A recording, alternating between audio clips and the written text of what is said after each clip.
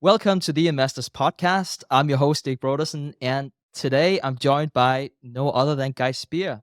Guy, thank you so much for making time.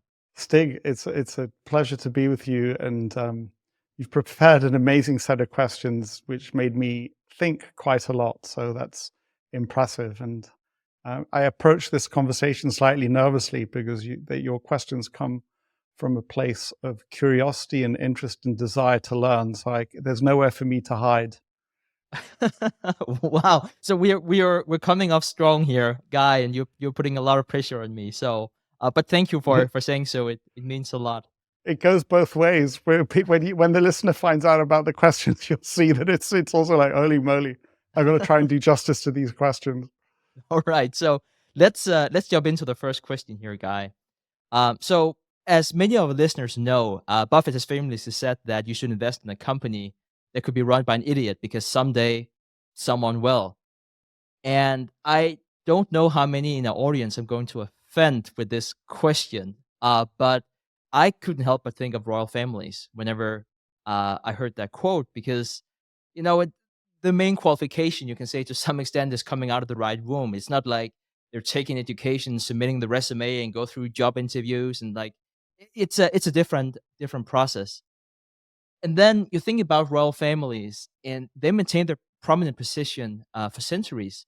So it makes me think, Guy, what can we learn from royal families about moats? Yeah, and it's such a great question. And when you wrote it, I realized, and I think maybe I've talked about it somewhere. I realized that there's been a couple of books written about it, and so I've now gone and ordered the books. So I will be more knowledgeable down the road. And so as I was trying to think about it, let's be clear. I mean, first of all, royal families and well, any kind of nobility, the history of that nobility will have been that at some point they will have either fought a battle and won, and they would have taken a castle, or maybe in later European history, they would have been given property in reward for a service to the monarch. But at the end of the day, underlying all of that, what is it, Karl Marx, all property is theft. So I'm not sure that we can, because now in the world of business, we're playing according to rules. We're not engaging in violence. You know, there are tools that we use. Maybe it's innovation. Maybe it's all sorts of ways that we try and get advantage in the business world. So, but which I don't think are particularly relevant for how royal families achieved their position. So let's just get that out of the way. Nobody's suggesting that one should learn from the ancestors of these royals, you know, through violence or other things to get where they are. But if we think of these kind of like juggernaut blockbuster businesses like Coca-Cola or American Express or Nestle, and in a sense, those are kingdoms. And inside of those kingdoms, there are people who kind of like royal families, if you like. So what have I learned from trying to understand? So the first thing that happened to me, if I think of the royal family that I know the best, which is the British royal family, not personally, just through observing them, is that I went through a period of being a sort of a strong Republican where I kind of like enjoyed being on the subway, on the tube in the UK and saying things like off with their heads.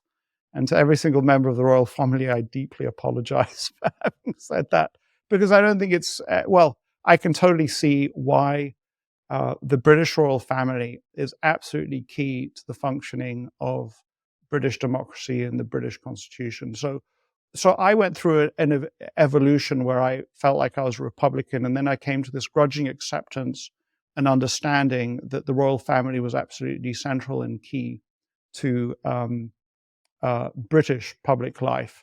And it was only in the last maybe 3, 4, or 5 years that I discovered that I could actually learn from their behaviors. So I guess I hope that this comes to moats, but I would start with, I used to think that all the titles that the royal family can give out, or the king can give out in the case of the UK, were just very, very stupid. And then I realized that there's quite a lot of discernment and care that goes into giving out knighthoods, and there are various different kinds of knighthoods, various different degrees of exclusivity that I don't know much about, like Knight of the Garter, and I don't even know all the names. And then there's a basic Sir somebody, and then there's titles like OBE and CBE. But I started to realize that those titles are given out in subtle ways to adjust and to kind of like make quiet, behind the scenes statements about what kind of society the royal family wants to see. So, and I kind of looked at that and said, what can I do that's similar? Stop being angry at them and start thinking, what can I do that's similar? And I realized that recognition. So these titles they're not anything physical. You're not giving out a castle, you're not giving compensation, you're not giving stock options, you're not giving any of those things. Purely giving recognition to people is something that we can all do, and that I realized that I did far too little of it. So, just before this thing started, we had a very short time for the listener. Stig, you had a birthday card from me. And in a way, that's me saying, I recognize you. It's a very, very simple recognition.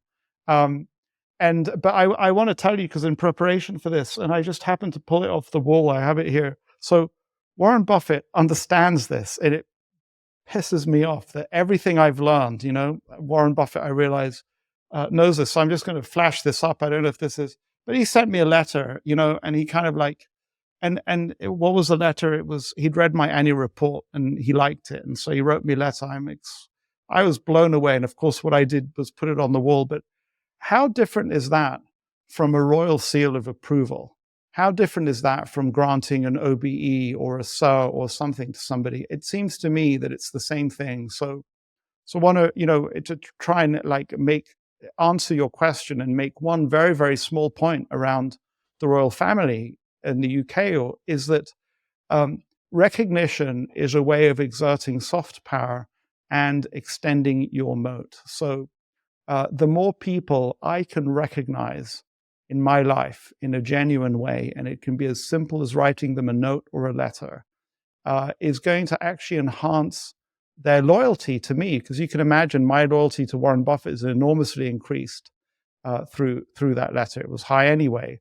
And you can imagine that the loyalty towards the royal family is severely enhanced and increased through those recognitions. And I think that so many people go through life desperately hoping and wanting and desiring to be recognized themselves, And here you have the monarch, who actually has a whole administration that is dedicated towards the monarch recognizing other people. And one can say, yeah, well, they're the monarch. But the fact of the matter is, we can all do it. And people would somebody in the business world prefer to get recognition from Warren Buffett? Absolutely. But they also don't mind getting recognition from me. So that is one sort of like minor way in which we can extend our moats through the royal family. I'll just give you a couple of other thoughts before I let you come back and maybe redirect me a little bit more precisely. So if we think of royals and we think of the history of royal families or kings and queens in Europe, it goes all the way back to emperors. It goes back to the Roman emperor. The key about the Roman emperor, and if you go before that to, for example, the Egyptian emperors or pharaohs, is that they were also considered to be gods. And there was a kind of an interesting split in European history where the emperor was no longer a god, was a human, and there was a period of confusion. But ultimately, the role of king, the person who has access to physical and worldly power, and the Pope or religious representatives who kind of had access to otherworldly, that eventually split. But the association that humans have in their minds with a royal family, to association to kind of like the ethereal godliness stuff that we could never reach, is still extraordinarily powerful. And so obviously the royal seal of approval is an incredible thing, because it gives you an association with that. Royal families, it seems to me, use all sorts of tools to enhance that association, that sort of like otherworldliness, that sense that you've gone through the looking glass and you're in the world of the gods, so to speak. So if you take Buckingham Palace as it's a symbol, and it's also a sort of an accessory for the royal family. It's a statement about their power and their centrality in British life. If one actually looks closely at Buckingham Palace, what you see is that it's a massive facade, and actually it's quite kind of I wouldn't say small and cute, but it's all about the facade. And when you drive through the facade on the other side, it's actually quite ordinary. And so it's about presenting a face to the world. And I think that, you know, we talk a lot in the value investing world about having an inner scorecard and about having the same being the same person in private as we are in public. But I think that I've learned about that actually, and it's not so much the facade; it's the way you create authenticity. So, is the King of England also the King of England if he's standing in the middle of the street somewhere? Yes, he is. But if he's going to make a statement, or if he's going to make an award, or if he's going to appear on his birthday, that symbolism of appearing on the balcony of Buckingham Palace is really, really important. It helps the British public to connect and feel a certain way. In a way, you could say it's a ritual. So what I realize is that doesn't mean that I have to inhabit Buckingham Palace or that I have to have some grand office building, but I need to be aware of the symbolism of what I'm doing, and you could even say of what your business is doing. So to give one example, a very long time ago, I remember seeing, it was an interview with Warren Buffett in Fortune or Forbes or something like that. And apparently what I remember reading was that he insisted in being photographed at McDonald's. He said, or at a sort of a family burger place. And that symbolism for Warren Buffett was important. He knew what he was trying to present to the world. And so it's not that you have to be in Buckingham Palace, but I think that we are more effective in business when we kind of pay attention to that association. So I'll give you an example, another example that is just recent. I mean, it was a conversation yesterday. So, you know, I do this charity lunch now every year, and the latest one that I'm going to meet is going to be in New York. So the person said, look, I'll meet you anywhere. I really don't care. As long as we spend the time, I'm really happy. And the person I was 5 years ago, the person who'd not studied the royal family in the same way as I have now, I would have just said, yeah, sure, well, then let's just meet anyway, somewhere that's convenient to you or to me. And actually, I insisted. I said, no, we're going to meet at somewhere that's meaningful and symbolic. So in this case, we're going to meet at Smith and Wollensky's, which is where I had my original lunch with Warren Buffett, because even if we go back to the King of England, and we take, let's say, Chris Hahn, who is a famous investor who was given a knighthood in recognition of his services, huge amounts of money that he's donated to charities.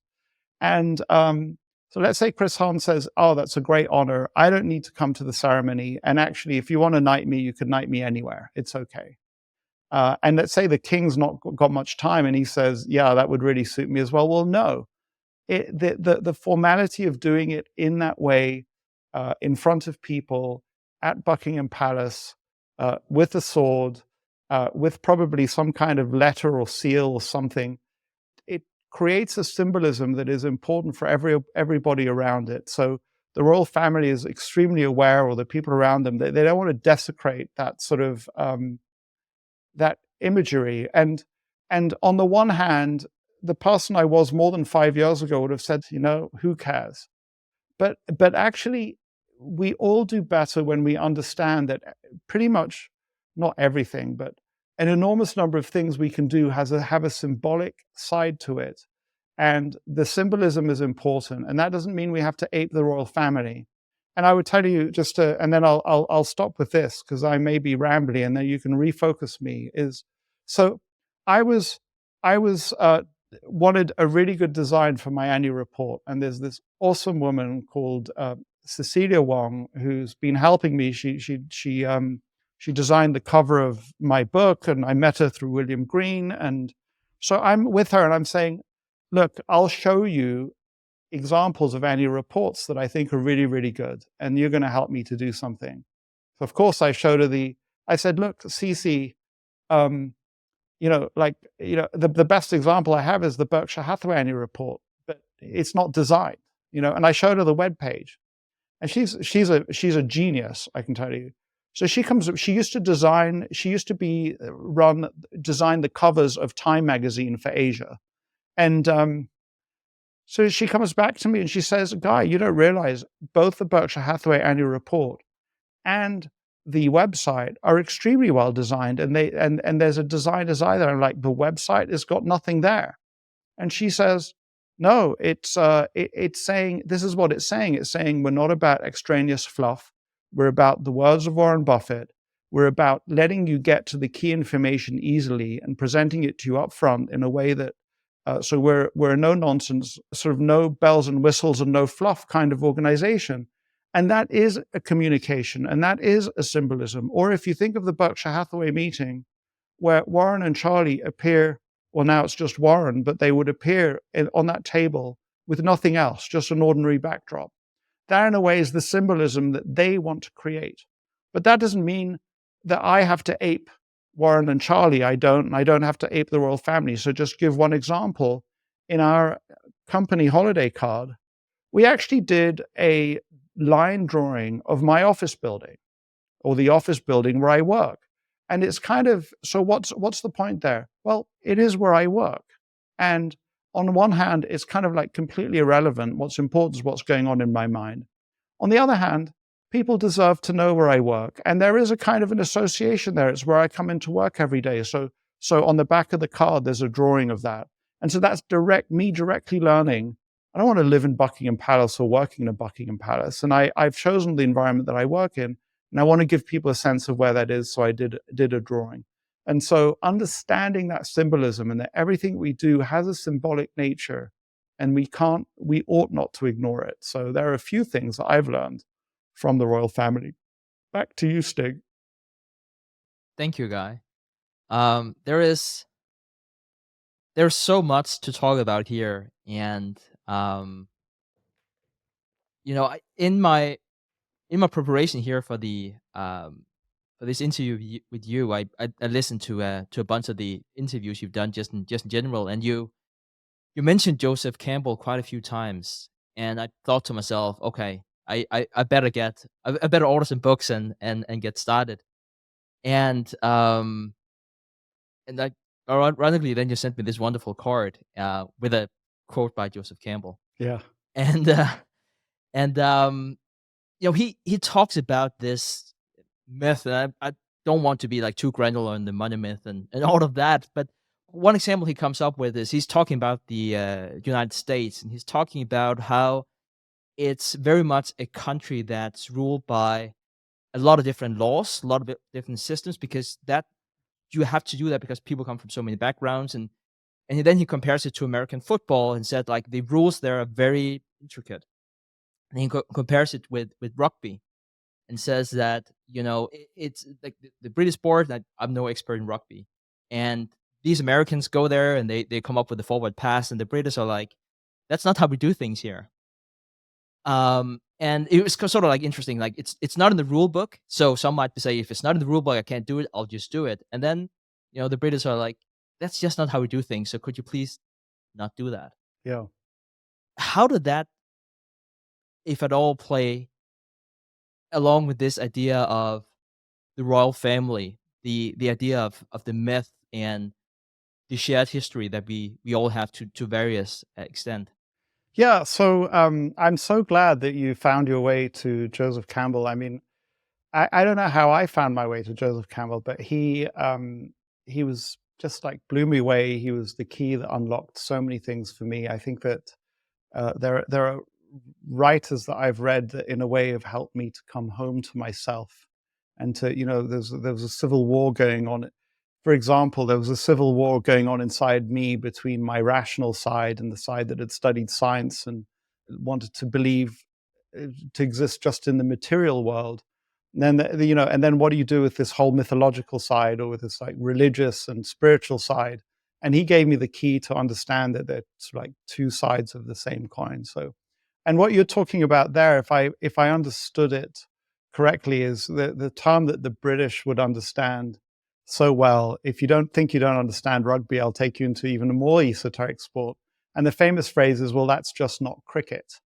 And this idea that there are rules that are behind the rules. And so the rule book doesn't cover it all. There's plenty more, and there's a kind of a shared understanding of what this game is supposed to be about, and that should modulate your behavior. And in a way, I mean, not that's just not cricket.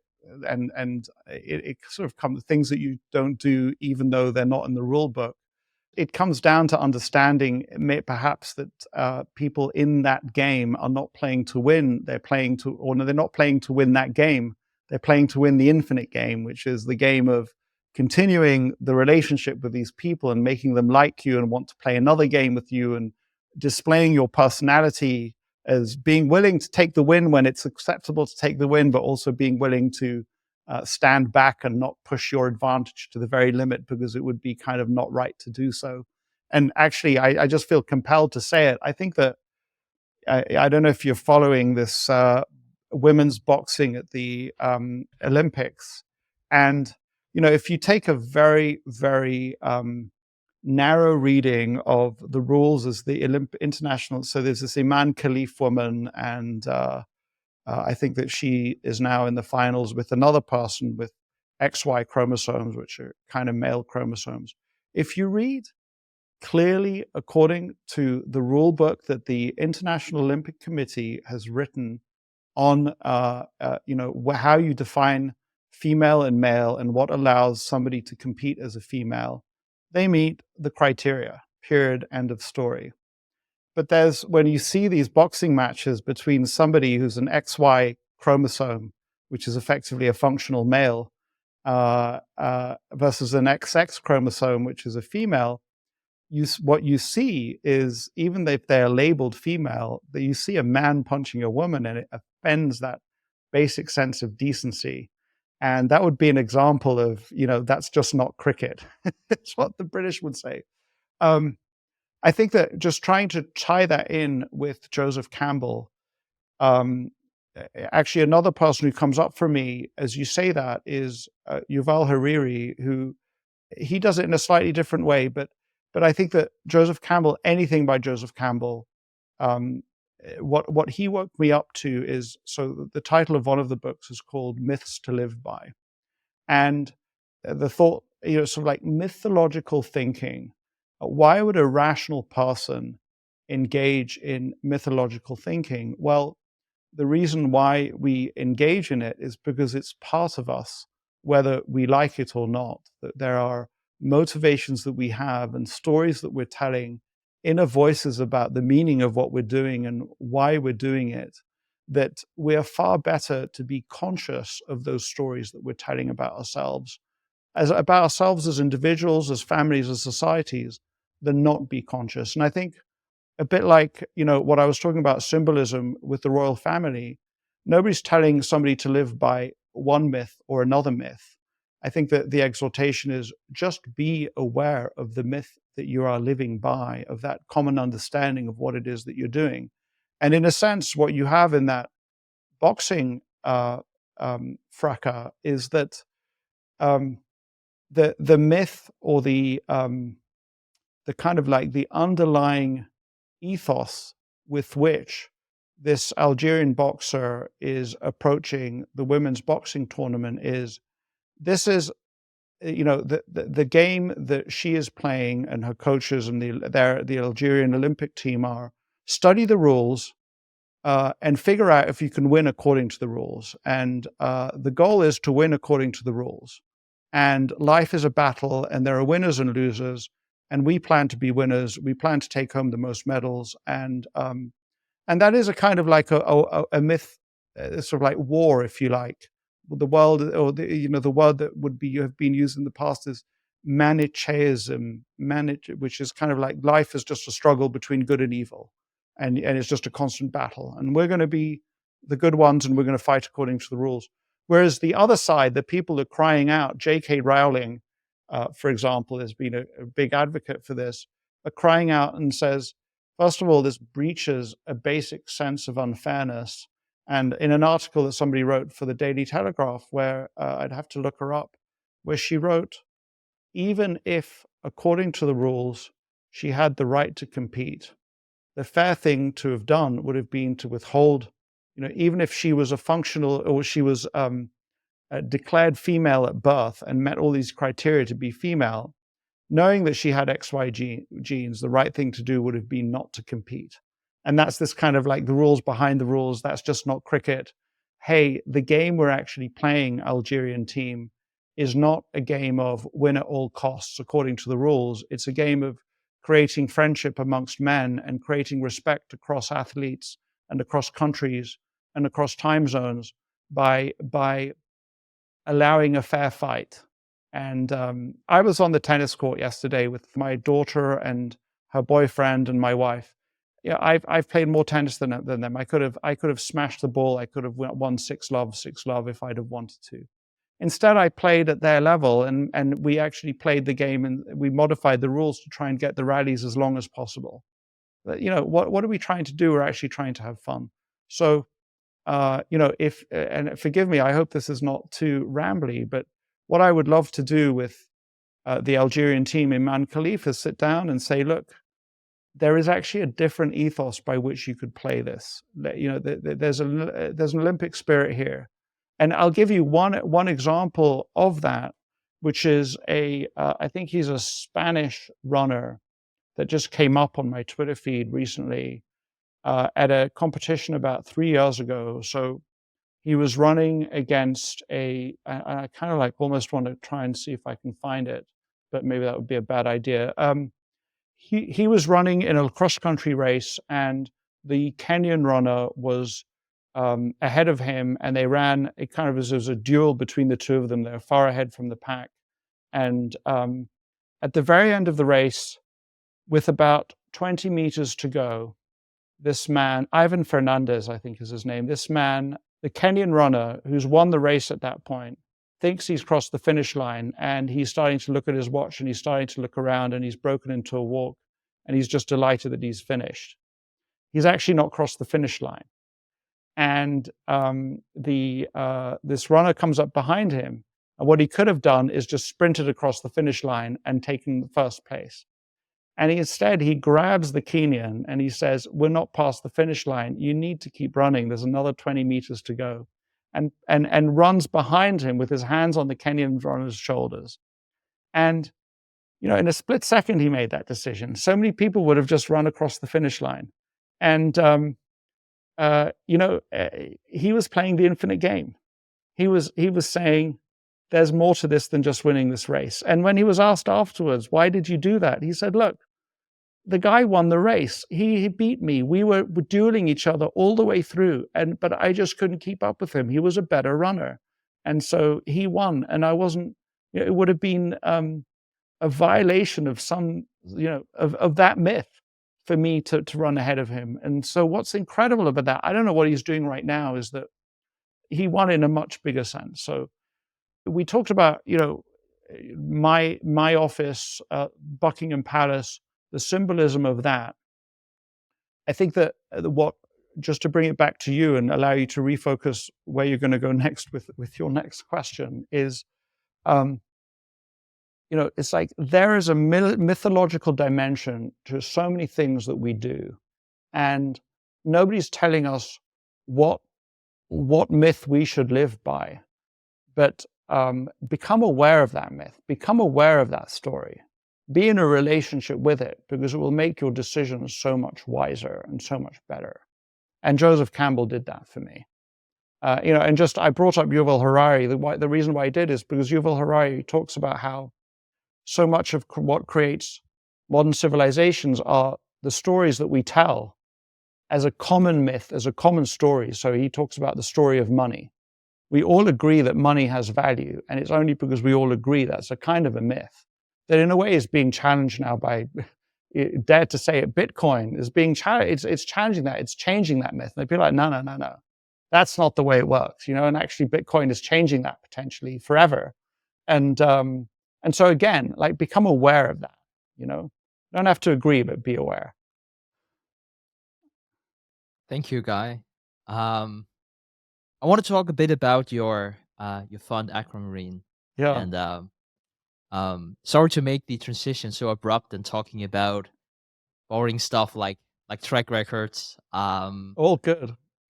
One thing that I thought about a lot here recently, and I would be very curious to hear your thoughts on this, is this idea of, you know, let's run our track records 1,000 times. And Yeah, I'm looking here at your track record. So since inception in September '97, you compounded better than the S&P 500, so 9.3% CAGR yeah, compared to 8.7, and that is of June 30th, 2024. And so one thing that sticks out is, you've been beating the S&P 500 for more than 26 years. That's no easy task, and it also makes me think about, obviously it's very, very tricky to do this. What would happen if we took out the role of luck?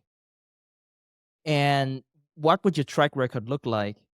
And I have a background as a poker player, so I can look at a poker database and then say, I play king queen from the cutoff seat. Sorry for the lingo. This way, how often do I win or lose, and by how much? Like, I can go in and analyze a lot, and I get a very quick feedback loop if I get enough data points.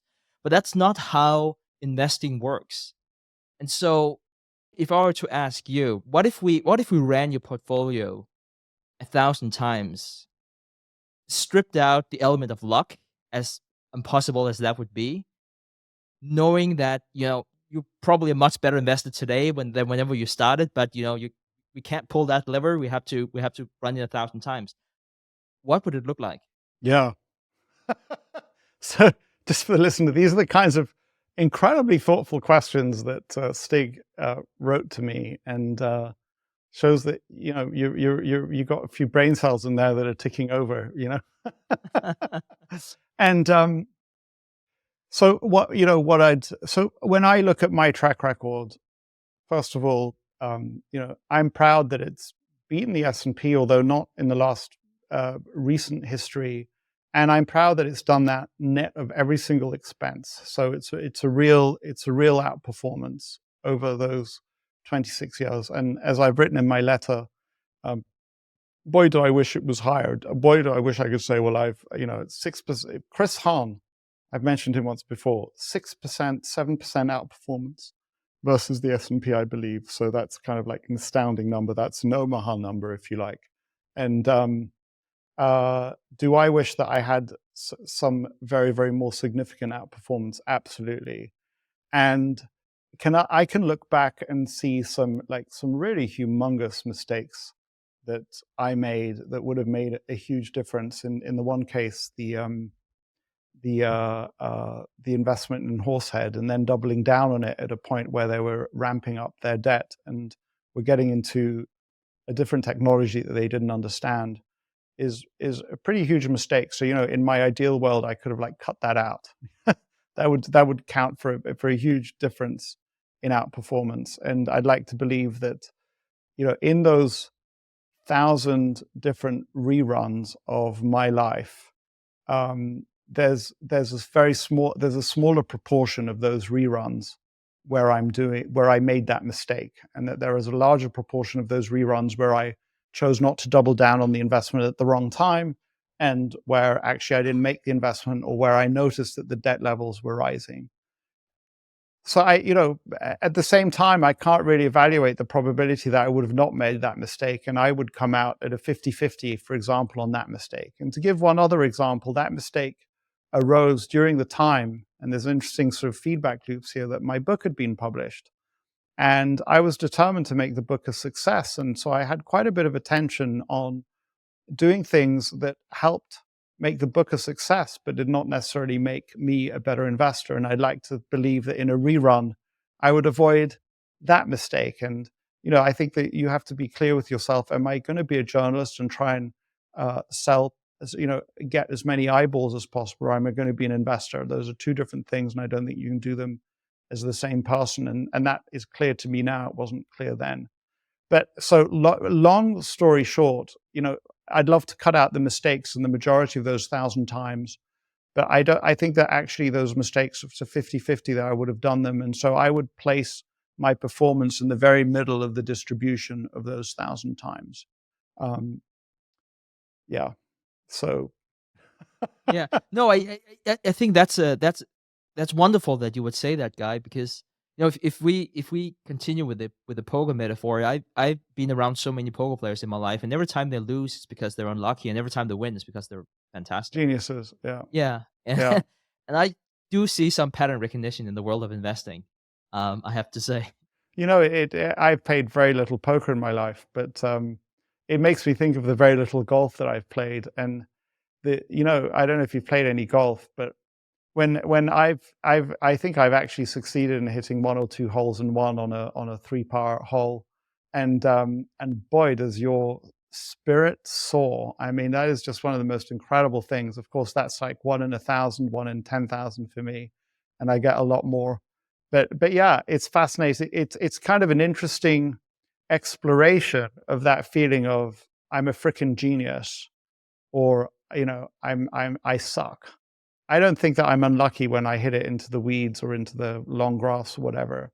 But it's such a powerful human reaction to go, that was all me. And actually, with my children, it's like my son was saying, "Well, I'm a smart guy, I deserve this," and I'm like, "Wait, you didn't do anything to get the genes that made you smart. So why do you deserve it? Actually, you own none of it, because what you can own is through your hard work and application.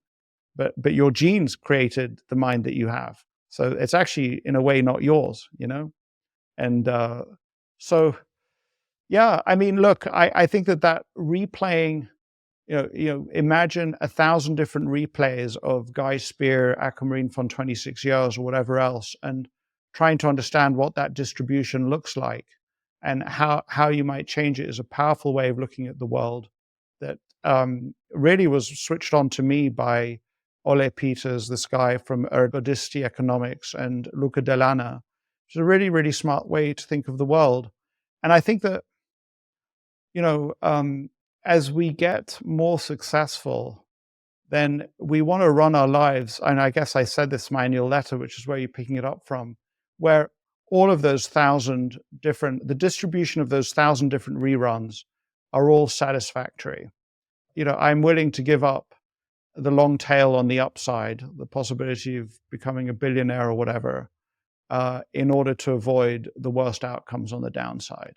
That's for sure. And I think we all ought to be able to do that. And thinking in the same way, if I just go back to your previous question, nobody's telling you what myth to have, but be aware of the mythological dimension of what you're doing.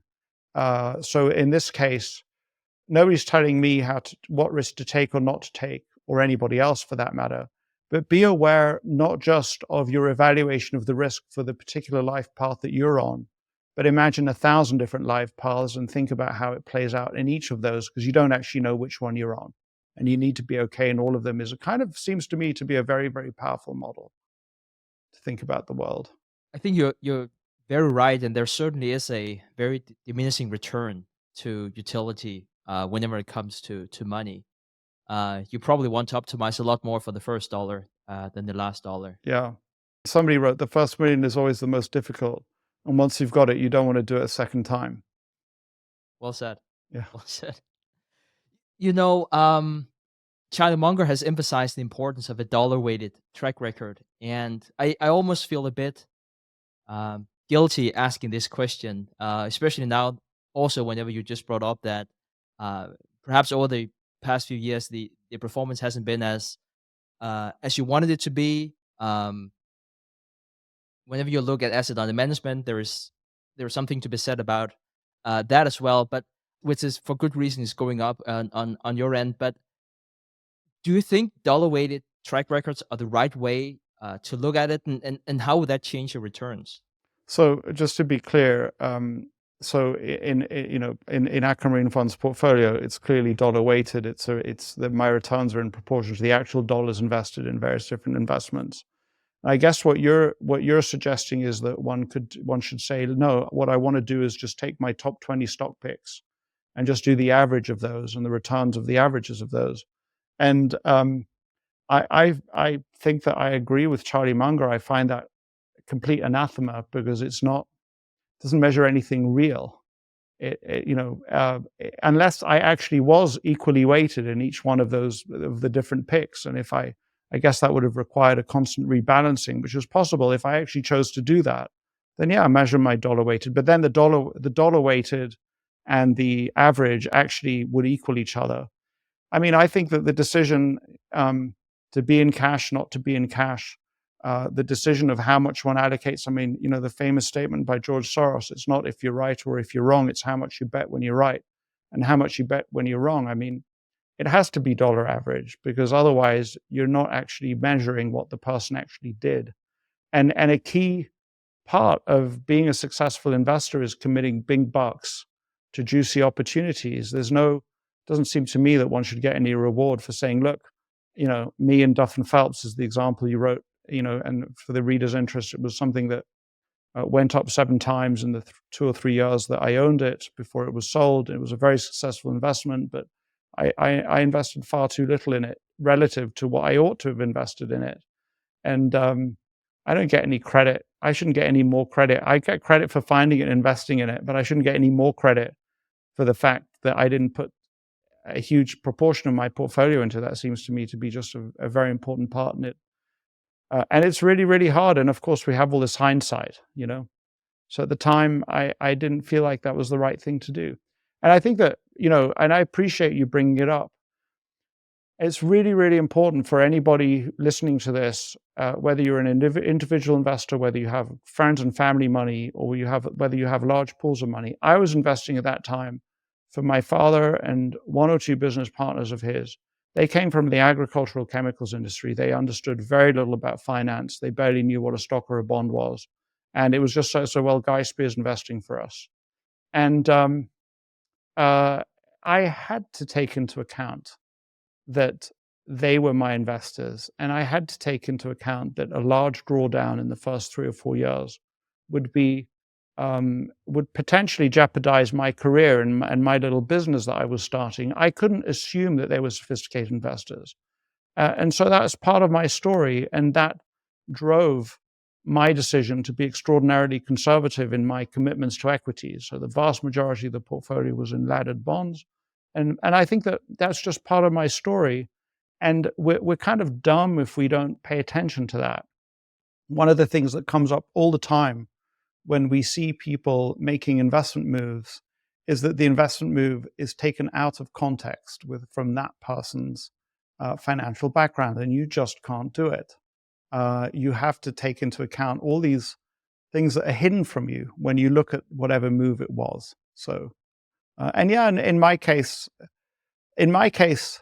for some reason, early enough, even before I'd met Monish Pabrai and even before I'd read these books like Power versus Force and the Mahatma Gandhi autobiography, I wanted to be truthful and honest.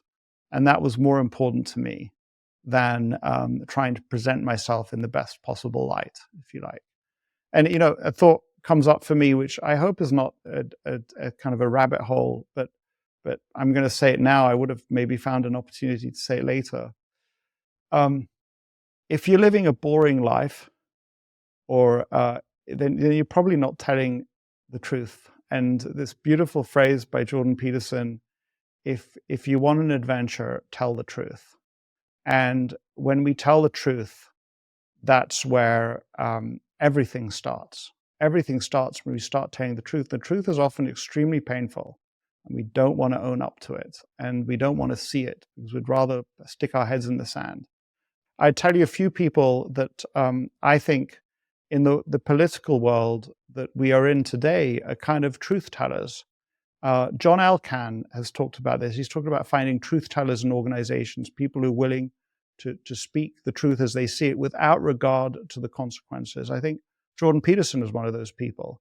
He could have kept his head down as a Canadian academic and not told the truth of what he saw around him, or he could have had the courage, which he did have, to point out what he saw, and it eventually got him fired from the university he was teaching at. But but he's on an adventure, an incredible adventure. And another guy that I've been tuned into recently is somebody called Gad Saad, who's written a book called The Parasitic Mind. And he's actually an evolutionary psychologist. He's got some other books that I really want to read about, the evolutionary basis of marketing within an understanding of our evolutionary psychology. But he's got a book out called The Parasitic Mind, and he's talking some very, very unpleasant truths in the Canadian environment, and he's got the courage to say it. But it actually starts with, me having the courage to say, "Wow, you have an issue. It's called ADHD." So start understanding it yourself, and then even better to start talking about it to the world, or somebody who says, "Wow, I have a problem with alcohol. I need to pay attention to that." Or, "Wow, I'm arguing with my wife a lot. I need to pay attention to that." Or, and to, "Wow, I've outperformed the S&P by this minuscule sliver, and I really wish I had better performance." That's also being honest and truthful. So, and then the adventure begins. And it's no easy task. I can easily understand if someone is listening and saying, well, 9.3, 8.7 performance compared to the SP 500, it's not that much. It's hard. Like 26 years is a long time. And I sort of like wanted to use that as a segue into my next question about, and again, my disclaimer will be, I'm not really out here to offend anyone. It's really one of those, to your point about, start by telling the truth to go on a beautiful journey. Have you considered, if you stop beating the S&P 500, which I have no reason that you won't continue. I have no reason to believe that you won't continue doing so. But have you considered then, say, like, hey, it's just like being an athlete. You used to score, I don't know how many points per game. Now you don't do it anymore. So it's Yeah. better for everyone that you stop. Have you thought about that in the context of being an asset manager? The first time when that question came up for me was when I'd written my book and I'd been invited by Sarah Madan to give a talk at Google, Authors at Google. I was super nervous and excited. I went and gave my talk, and Google full of very smart engineers. An engineer says, "Look, you seem, your results that you've put up show that you've outperformed the S&P. How do you know that it's not luck? And how do you know that it'll continue?" And, the honest answer which I gave was, "I don't know that it's not luck. It could be luck. How on earth should I know? I'm one individual. We don't have enough data points. In a way, we'll never have enough data points." And so that's something that, and of course, the stress and the pressure that somebody in those shoes may well find themselves in is that, what if it's actually luck? And what if actually my destiny is going to turn around next year, and if I outperform for the last 5 years, I'm now going to underperform for the next 5 years or 10 years or however long it is. So if you take the particular provenance of Aquamarine Fund with this kind of like investment from friends and family, I take the hit at the beginning that I had a huge amount of cash and I was making very, very tiny investments. But then I also get to take the benefit of the fact that I have performed, I think, a very, very powerful role, or a transformation role, I would argue, in my own family, in that the single decision effectively to move from a fixed income portfolio to an equities portfolio and to get into some of the right equities, but it might have just been the S&P, has been transformational, because the difference in return between bonds and stocks is way more than my 50 or 60 basis points. It's a way, way higher number. And so I kind of come back to saying, I've been a steward of the capital of the people who've entrusted it to me. And especially the first group, none of them had exposure to equities. Suddenly, all of them had exposure to equities. And that's turned into a very, very significant nest egg, certainly for my own family, but for a number of other families as well. So I don't know if you saw my most recent letter, and it was really scary for me to say it, but I felt like I had to say it. What if right now, if somebody came to me, if God were to say to me and say, "Guy, in order to outperform significantly, you're going to have to massively change your strategy, and you're going to have to do all these different things," would I do it? I kind of said, actually, I wouldn't, because I don't want to do things I don't understand. I don't want to do things that are not in within the grain of my personality. That would be a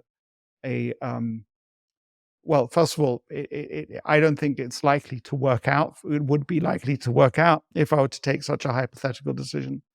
And I also wouldn't sleep very well, and I wouldn't be a congruent person in the world. I wouldn't be aligned. So I kind of came to the conclusion that I need to do what I believe is right for my investors as a steward of their capital. Uh, that's the most important thing for me. Even if somebody's yelling at me who's knowledgeable is saying, well, if you do that, you'll underperform. I cannot give that up in order to launch for some kind of outperformance. So being a trusted steward of my investors' capital and acting in a way that is consistent with my personality and my best understanding of what I should be doing with my investors' capital is more important than outperforming. And yes, I would like to outperform, but if I have to choose between the two, I'll choose that, because in a way, if I behave that way of those 1,000 replays, I'm going to have satisfactory outcomes in both. And even if some genius who sees the future is yelling at me, no, Guy, but if you follow the strategy, in all 1,000 versions of the way the world unfolds, you'll outperform in all of them. It's no good, because I need to know that and I need to be comfortable with that, not them. So that's a long way of saying that I'm willing to be truthful and honest about the possibility that I may underperform, and that may be the story of the rest of my investing career. And my job is to be honest about that. And I'm in the extraordinarily fortunate and lucky position that if that is the outcome, I'm still okay in my life. I'm still okay doing what I'm doing, if you like.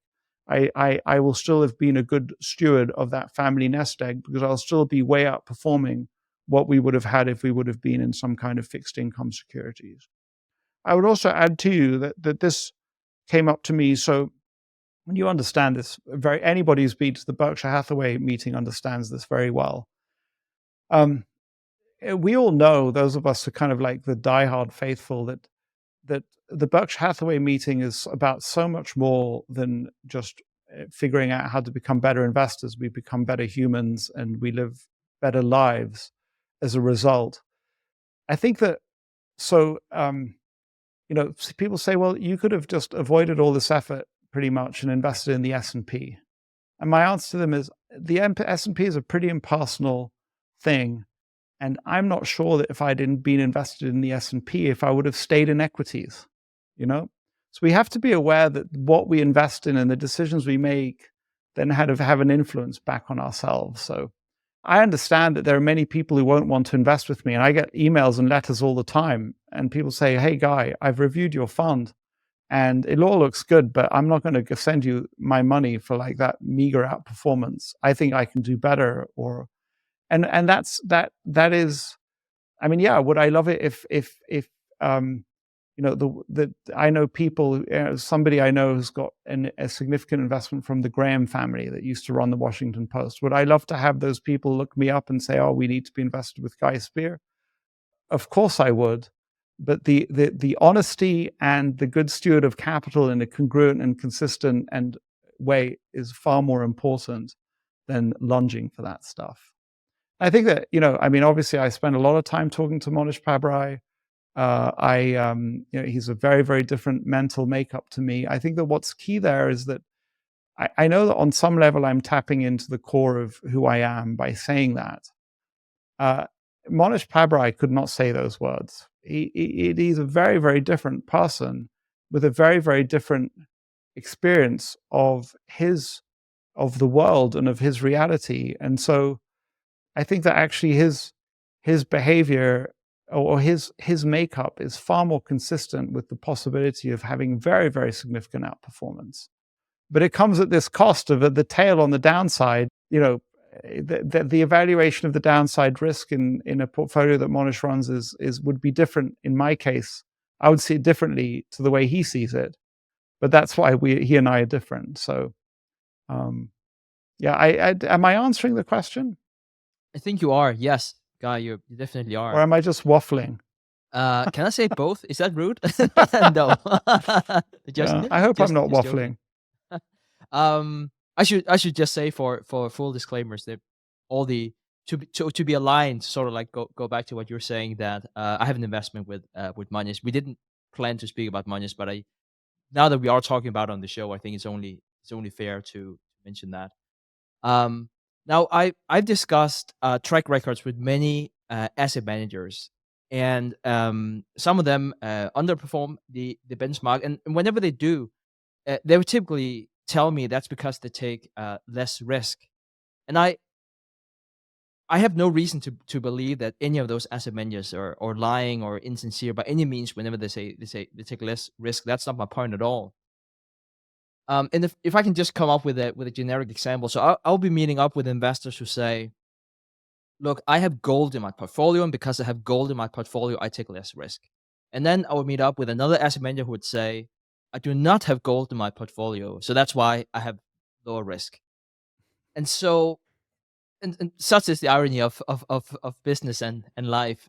And it's sort of like whenever I speak with asset managers, it's a bit like asking your friends if they're above average drivers. It's like we Yeah. all are better than average, right? And everyone we know are better better than average. I thought that was a great analogy that you put there. Nobody's made that before. And I just want to pause on that before you actually ask the question, because I think it's worth it if you haven't said it before. So we all know everybody thinks they're above average driver, and there are many tests that show that. And, and if you think that Stig and I are immune to that, we're not. We also feel like we're above average drivers. And so why would that not apply in the world of investing? Every investor, especially those who are professional investors, think they're above average investors. Yeah.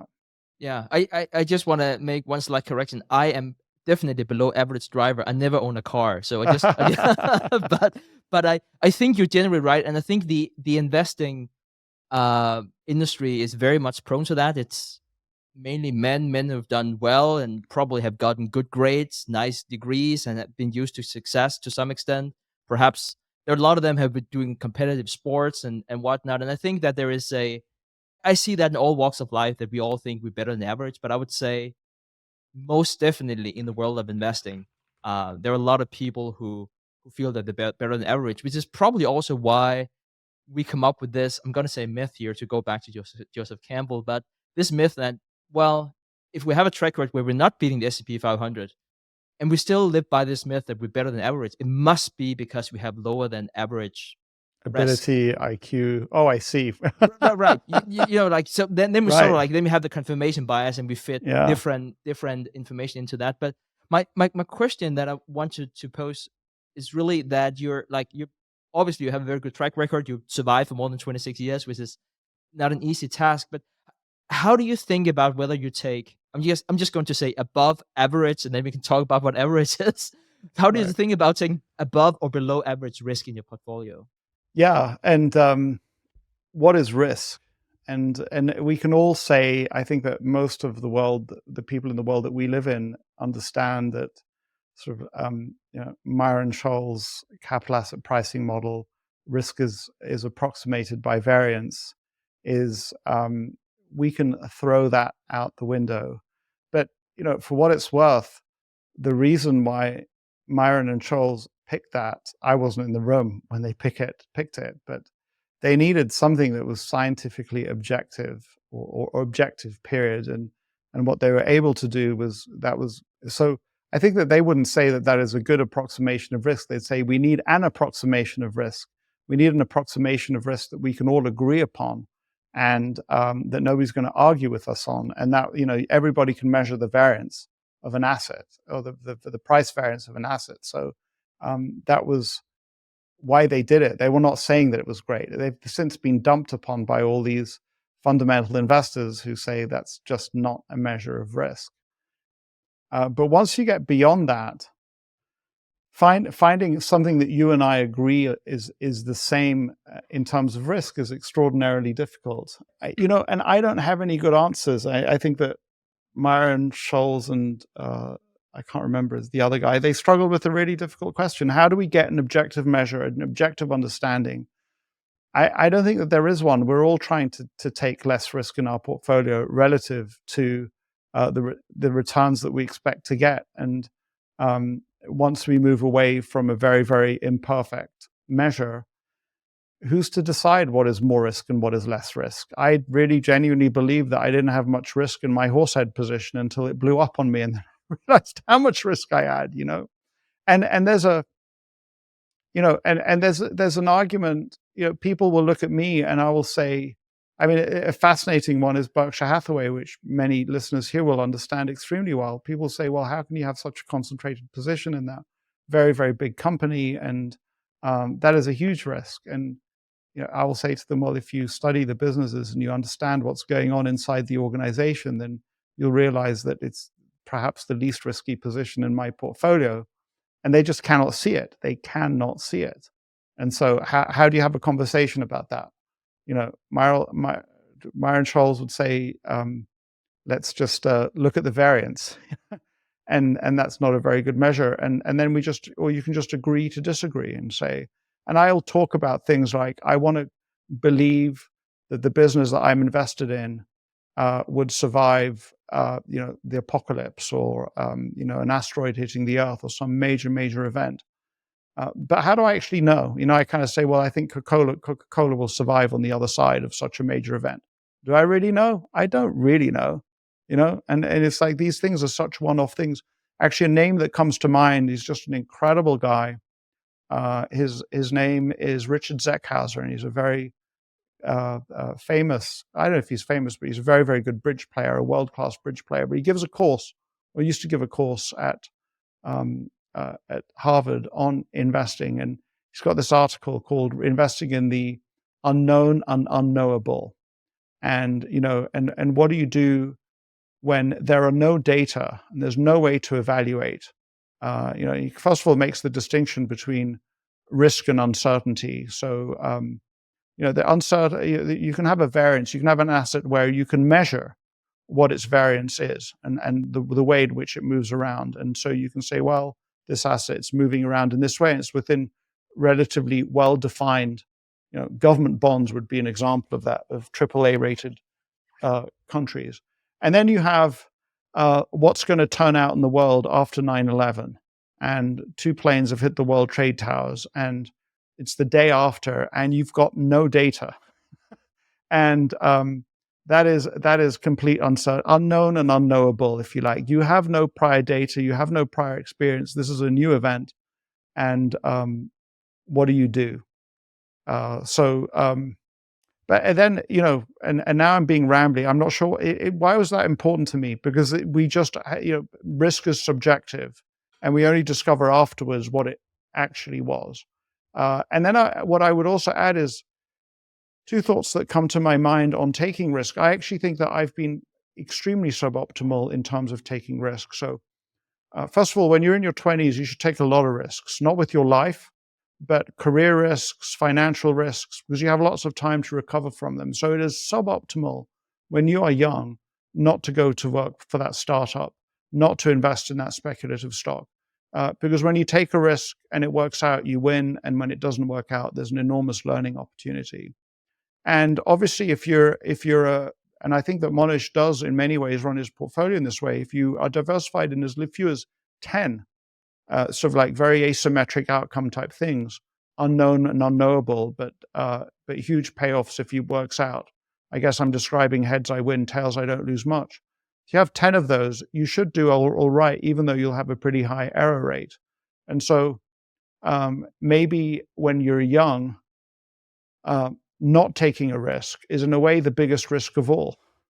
And so I've actually exhorted younger people in their 20s, like, you must take risks. You'll regret it. Don't be the guy who doesn't take risks till he's 40 and then starts taking risks when he can't recover from them. So that's a long way of saying, I really don't know just to go back to your question, the investor says, yeah, but I've taken less risk in my portfolio. And then they'll maybe come with calculations like variance or Sortino ratio or drawdowns, or and there's no real way of deciding whether that's the case or not. So, can you believe that was such a long non-answer answer? but that's because it's so complex. I don't, if you ask Warren Buffett, he's going to say, risk is opportunity cost and permanent loss of capital. But then you also Yeah. have to ask, and then what? There and then there are so many other things to unpack whenever you think of that. And I think it's so important also to understand where the other person is coming from. So we talk about when it's Pariah, for example, and having 10 bets, which I think to some probably seems very risky, um, and perhaps not so much to others. I actually tried talking him into having a fund just with 3 bets, just with 3 stocks, Yeah. because I felt like 10 stocks were way too diversified. But then you're sort of like, it adds a lot of complexities because you want to make sure that the asset manager that you potentially invest with, um, eats his own cooking, right?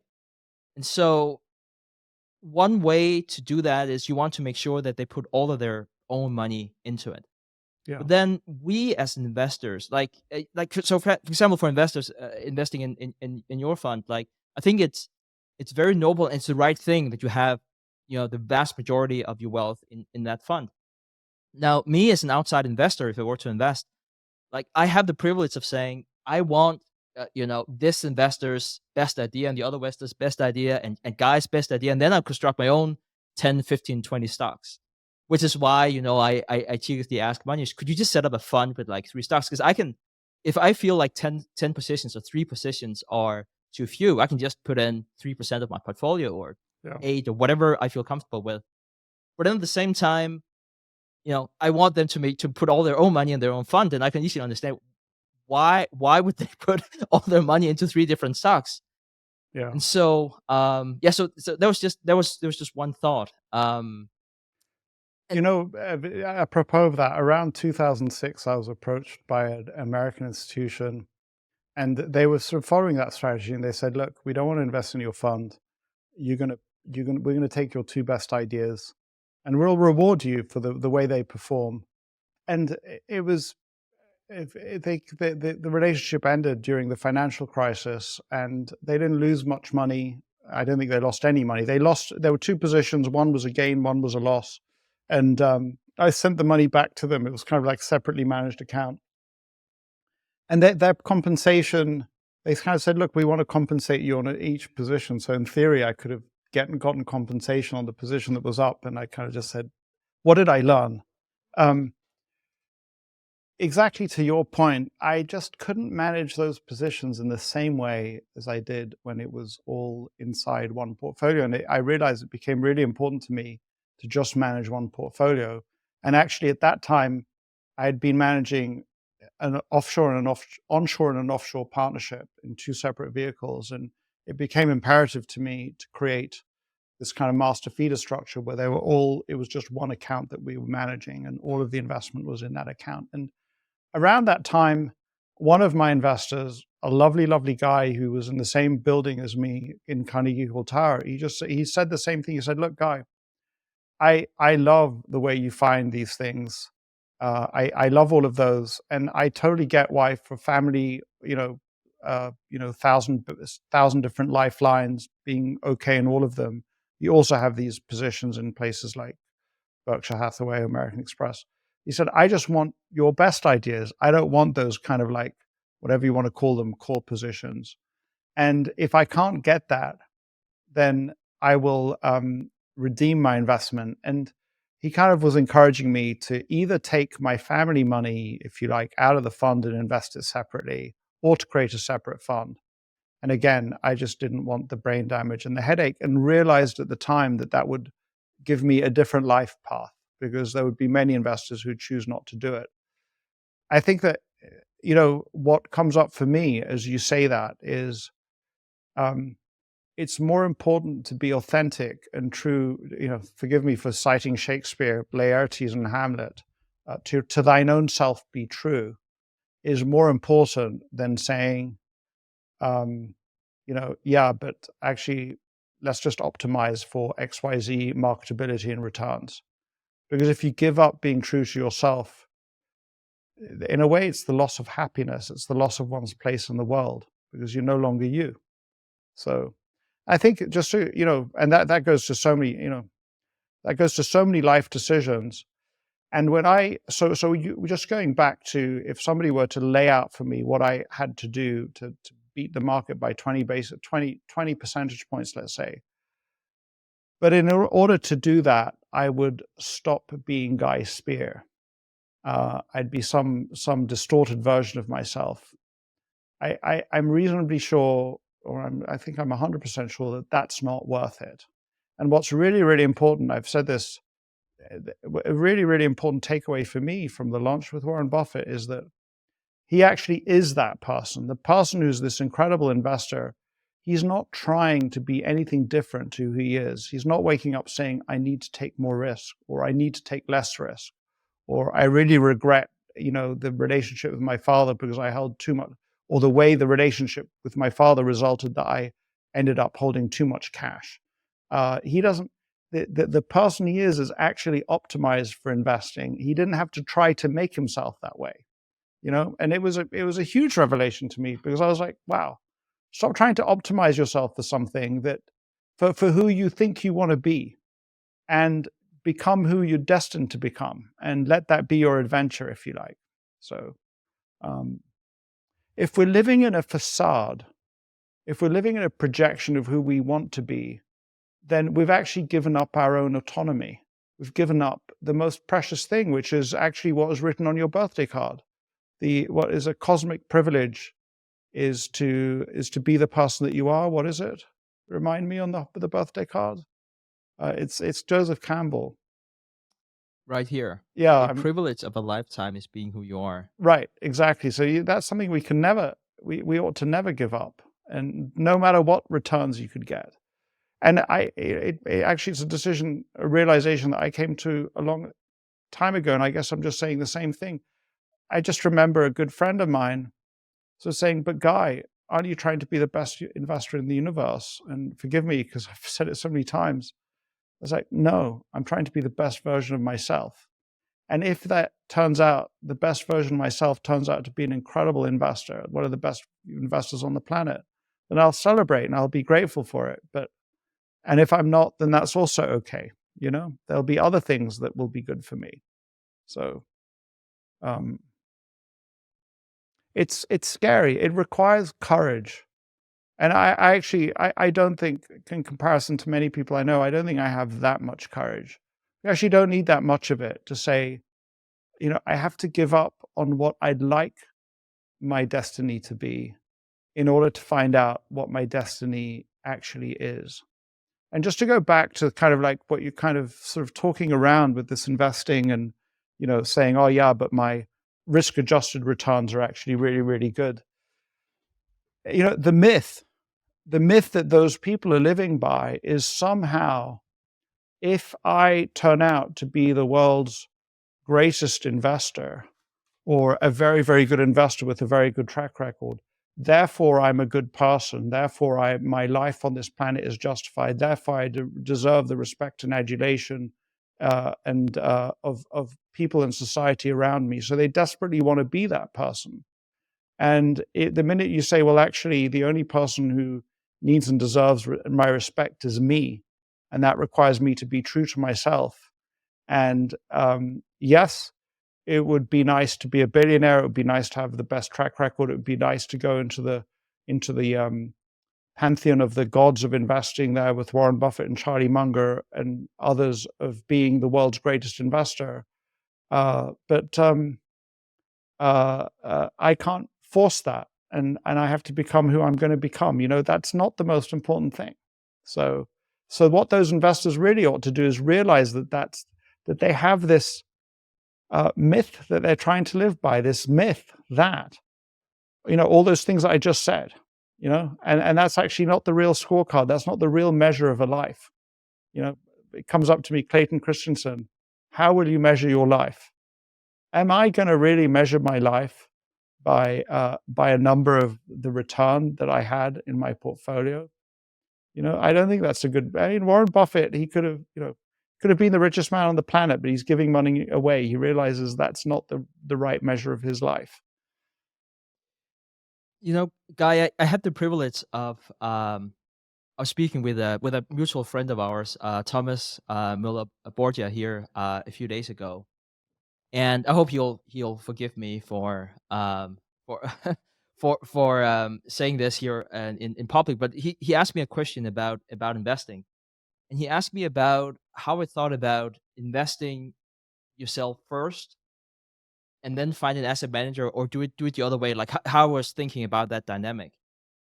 And I said to him that I felt it was really important to start investing yourself first, because you don't know what kind of investor you are before you invested yourself and before you felt the pain. But also before you invest and figure out which kind of investor you are, it's really difficult to find an asset manager you want to team up with. And you really have to understand where that asset manager is coming from, just like you need to understand where you're coming from. So in this case, where I'm, for example, invested with money, it's not that big part of my portfolio, but I'm doing it because it's an insurance against my own ignorance. Like, I can look at my track record and say, "Oh my god, how smart I am," or whatnot. But I also have to factor in, let's do this 1,000 times. How would this go 1,000 times? Can I find someone who I feel would do better than me over, say, 1,000 times, and then just take a part of that portfolio? And I think that the intention is not to talk too much about money here on this call, but like understanding where's that other person coming from and where you're coming from. And so I don't necessarily think I'm the typical investor whenever I'm looking at, I interview 500 asset managers, whatever I have, and go in and figure out, okay, so this and how does that work with that? And that's ready. That's not how most people invest, and probably luckily so. Why is it that my parents ask me what they should invest in? That's not because I'm the greatest investor. It's because they trust me and they don't really know too many other people who know how to invest. And so it's also important to understand what kind of investor would like to invest in your fund.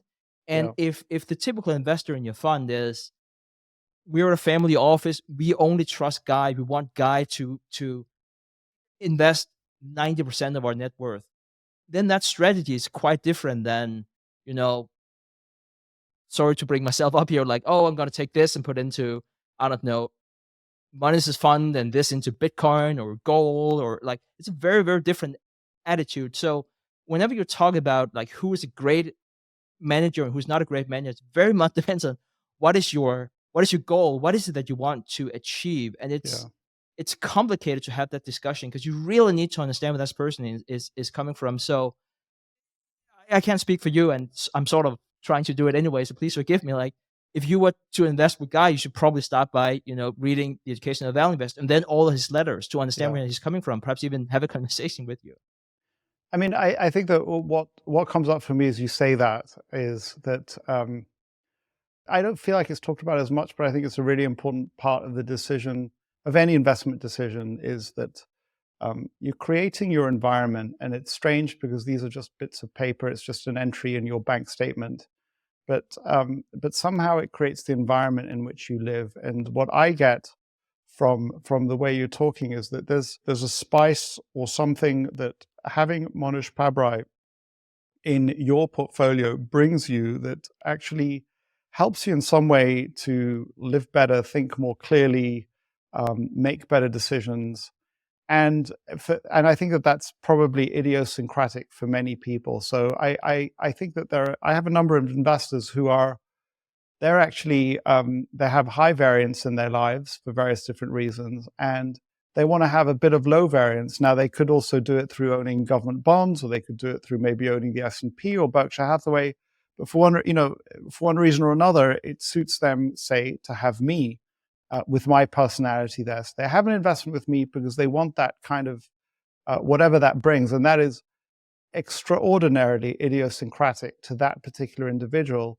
And I think that what I think is important to understand is, we talked about the symbolic dimension, we talked about the mythological dimension. So there's the analysis of, is this a cheap or expensive company? What is the moat? Is it growing? Is it not growing? All of those things. And then there's do I want to be in a relationship with with the group of people who control and run that company. Are these people I want more of in my life or not? They could be extremely good investments that work out extraordinarily well.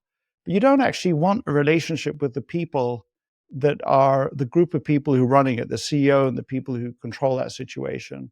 And by contrast, they can be less good investments in terms of pure numbers because they're not cheap, because they don't have an expected IRR that's as great. But there's something really special about that group of people that brings you something in your life. And it doesn't necessarily just have to be that you attend Monish's annual partnership meeting. It could be just reading those letters, having, thinking, well, 10% of my portfolio, whatever it is with Monish, therefore, what would Monish do in this situation? So understanding that that is also an element of why we're making the decisions that we're making is really, really important. Give one example. I was shaving today. I was actually shaving in preparation for this. I decided I wanted a clean face. I often show up. So I'm using a Gillette razor, of course. And I'm thinking of Warren Buffett and his investment in Gillette. And I just remember him saying, well, it's a good feeling to know that X million people are going to wake up today and there's going to be an extra little bit of hair on their faces that they're going to get off. And, some of them are going to use Gillette razors. And if you would have come to Warren and said, Warren, I can show you an investment that's going to earn you 2% better, but it's in not even like some technology thing that Warren doesn't understand, but a product that Warren doesn't like and use himself, let's say. Should Warren have taken that investment? I don't know what he would have done, but I think there is an element in Warren's investing, which is, he has a relation that the way that furnishes your life. And it came up with Bank of America, although he's been selling it down a lot, where he said, I just like the people. He likes Brian Moynihan. He just said it straight. I like Brian. So furnishing that and having those idiosyncratic reasons. And in your case, what I would want to say is, I think there's a lot more to your investment with Monish Pabrai than just buying insurance. And I think that it's interesting to explore that. So that's one really interesting area to discuss, and will make us better investors. If you own the S&P, you'll get that return, but only if you continue to own it. Maybe the S&P is so impersonal that market wiggles and various other things will convince you to leave the S&P, whereas another investment has a slightly lower return. You will stay with it, and that actually will outweigh the outperformance of the S&P. That's an interesting thing. Another place where I'd go, which is really fascinating for me, because there's, it was really brought home to me. I'm not going to mention the name because I'm not sure that they'd be happy with it.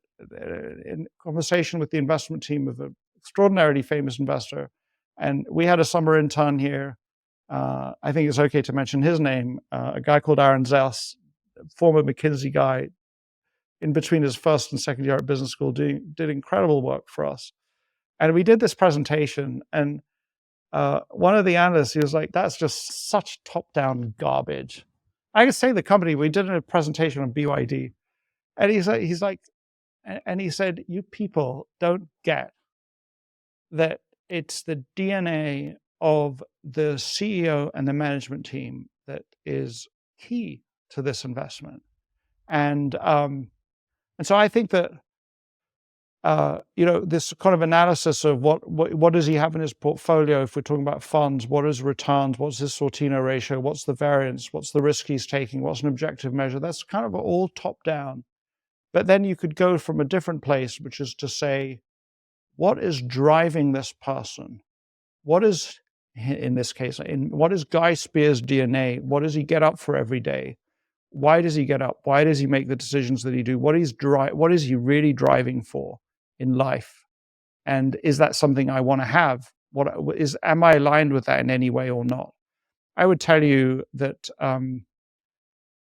so if I observe what I know about Chris Hahn, who was a classmate of mine at business school, the drive that Chris Hahn has to generate returns for his investors is something that is just extraordinary to watch from a distance, or to be in the same room with. He's extraordinary drive, extraordinary focus and attention. And do you want to have that? It comes with certain costs as well. Enormous costs in all sorts of ways. We know of investors whose marriages have broken up. All sorts of, maybe they don't have many friends. Maybe they have children that are estranged to them. But what is the DNA of this person, and do I want to align with them? I think, to go back to Monish, I think that you maybe not consciously, and I hope you don't mind that I'm coming back to him. You've done quite a bit of thinking about Monish, who he is in the world, what his life story is, and you like that DNA. You want that DNA in your life. You want that decision making. You know that out of that, the way Monish is in the world, sort of like very interesting things will unfold for you and the people around him. And so picking one's investments, whether it's in corporations, i.e. equity investments, or funds, by analyzing the DNA of the people and saying, is this a DNA that I want in my life, I think is also a valuable route of analysis, if you like, a dimension that we should keep in mind. Yeah, thanks for bringing that up. One very influential book was Andy Duke's book, Thinking in Bets. I think that's such a brilliant book about separating the process and the result. And it's difficult in investing. We've been doing this for more than 10 years, and every investor that we get on the podcast says that they have a margin of safety or they want to have a good moat. Like everyone sort of like says the same thing. So if you didn't know anything about their track record or really had a chance to speak with them in depth, you would be like, it's hard to separate. I guess that's what I'm trying to get at. So you're absolutely right, Guy. Like I take immensely joy in reading Monish's letters. I Ironically, I feel it gives me a lower volatility to invest with Manish. And I think most people would be like, "What? Wait, didn't Guy just say he had like 10 stocks?" And they're very tilted, where one position could be significantly more than 10%. Yeah. But again, like I come from this of a place that I'm already sizing going into the investment in the first place. There's an element of being uncorrelated, and then it might sound a bit silly because I think a lot of investors probably like the idea of being able to redeem all the time. I really like, for example, with Pub funds, I can only do that once a year, and I never Yeah. redeemed. It Yeah. gives me, I think naturally, I have a tendency, coming from the world of poker, I think I have a tendency to almost seek volatility at times. I remember there was a specific time in during the COVID crash, and the market dropped like 12%, like S&P 500 or 12%. And it was a bit like, I want more action, which is probably not how you should be thinking about it. And then next I was like, no, no, no, that's not the right way to think about family wealth.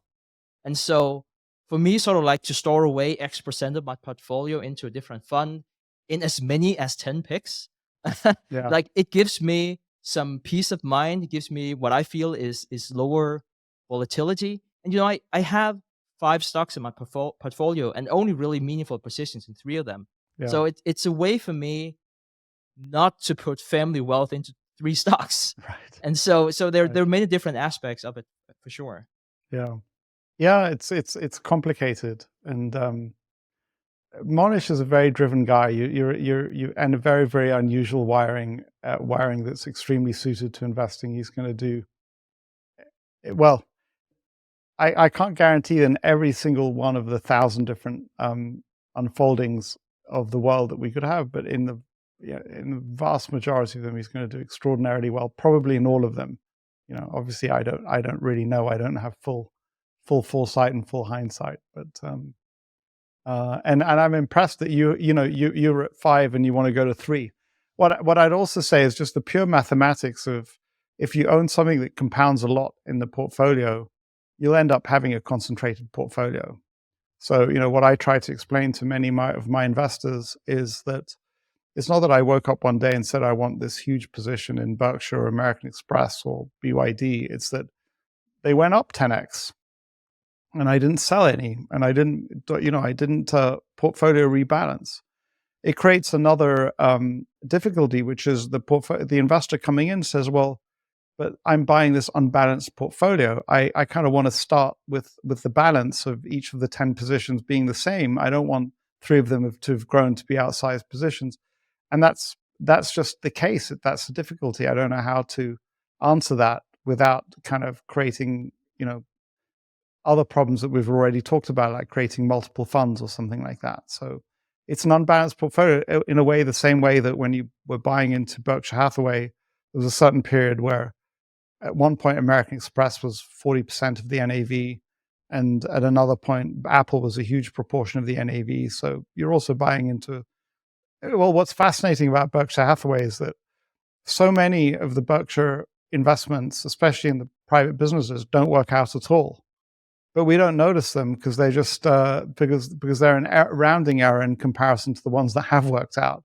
Like Mid American Energy or Burlington Northern. I mean, and those. But who's talked about Quick Up Knives recently, or about the Pampered Chef, or various, many businesses that are just like World Book. I'm not sure that World Book's doing all that well, but it's okay. Brown Shoes, whichever it was. Not to mention the original Berkshire Hathaway textile mills. So what's my point? My point is that you can end up with what appears to be a highly concentrated portfolio just because you left it alone and did nothing, basically. Yeah, well said. And just one more comment before we transition to the next segment of the show here about service is also that, really understanding where that investor is coming from. So, for example, whenever you're listening to Guy, is his family wealth tied into aquamarine, and is it primarily equities? Whereas, for others, they might say they only have a handful of stocks, perhaps a bit more, and then they also have a huge real estate portfolio or whatever. I was about to say have a position in gold because they take less risk than the average. But I don't think I want to paint myself into that corner. I mean, the amazing thing about gold, I don't understand it particularly well, but there are a certain proportion of investors who, if you just start mentioning, well, different investors, it's something different. For some, it's Bitcoin or crypto, specifically Bitcoin. And they don't want to do it themselves, but they want you to do it for them. So it's that, in a way, if you want gold bugs to invest with you and you say, oh yeah, we always keep between 10 and 40% of our portfolio in gold, you got a whole bunch of people who don't want to buy the gold themselves and they love the fact that you've got the gold. So I think a very interesting question to ask, and it's not often obvious, is what I'm doing really, this is for the professional investors, is what I'm doing, am I doing it in order to generate returns? Am I doing it in order to gather assets? And the question, and I'm really not sure that I have the answer, and I know that there are some people with gold in their portfolios who'd be quite offended probably by me saying this, so I'm apologize in advance, but can you really say that you're owning the gold in order to get the best possible, quote, risk-adjusted returns? Or are you doing it because you'll attract a bunch of gold bugs who love the fact that you own gold at all times?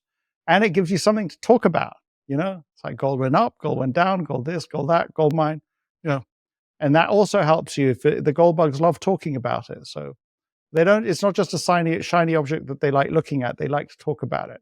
They like to talk about the end of currencies and the end of the world and that everything's going to go to hell in a handbasket, but look, we've got our gold, So, it's fascinating because I know Stig, and I don't know the full story, but I know that you guys have had to straddle these divides between people who either hate an asset or love an asset. And it seems that especially with gold, there are people, the world divides into people who love the asset. I've got a very, very good friend here who showed me photographs of the gold bars in his segregated safe somewhere underground in Zurich. And, so it's not like people who love it and people who just can't stand it. And that's true for gold. It's true for crypto. And it's just like, it's almost like it's impossible to try and have a common language because they see the world so differently. That's what makes the market. That's what makes the market. And Guy, let's talk about a common language here. Because I wanted to transition into the next segment here of the show about service, and specifically, I want to talk about VALUEx. Yeah. So it's a nonprofit value investing conference, and I'm not explaining it to you because you were the one who founded it in 2011. So my first question would be, um, perhaps in the spirit of common language, without sort of like giving you too much of a primer, but why did you start ValueX back in 2011? It's a great question, and you know what I think is fun to try and do, and I hope this is the best way to answer it. Is to I can easily give the surface level reason, but there may be deeper reasons which are kind of like worth exploring. At least if I don't do it with you, Stig, I'd have to do it with the psychotherapist. I don't have a psychotherapist currently, but so the surface reason is I wanted to move to Zurich, decided that was the right place for me. We moved with my family to Zurich, but all of my network was centered around New York and perhaps a little bit London, which are the two places that UK places where I'd studied.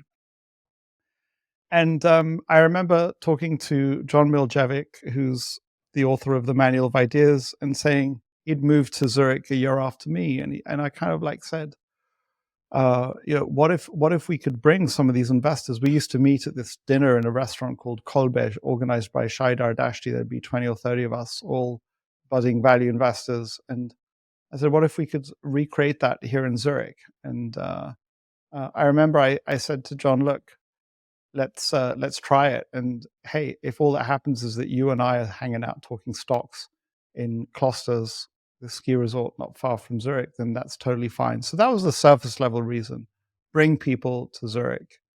But around that time, I was also, I guess, fascinated by the creation of communities, communities that help you to succeed in life. And Napoleon Hill talks about, he has a name for it, basically a forum, a group of people that helps you to succeed. And Benjamin Franklin talks about having a group of people that you meet with regularly that kind of like help you to think through your problems in life and help you to kind of connect up to what you need in order to succeed in life. So I was fascinated by that. I was fascinated by organizations like, so here in I'd not long before become a member of this organization called YPO, Young Presidents Organization, that has forums.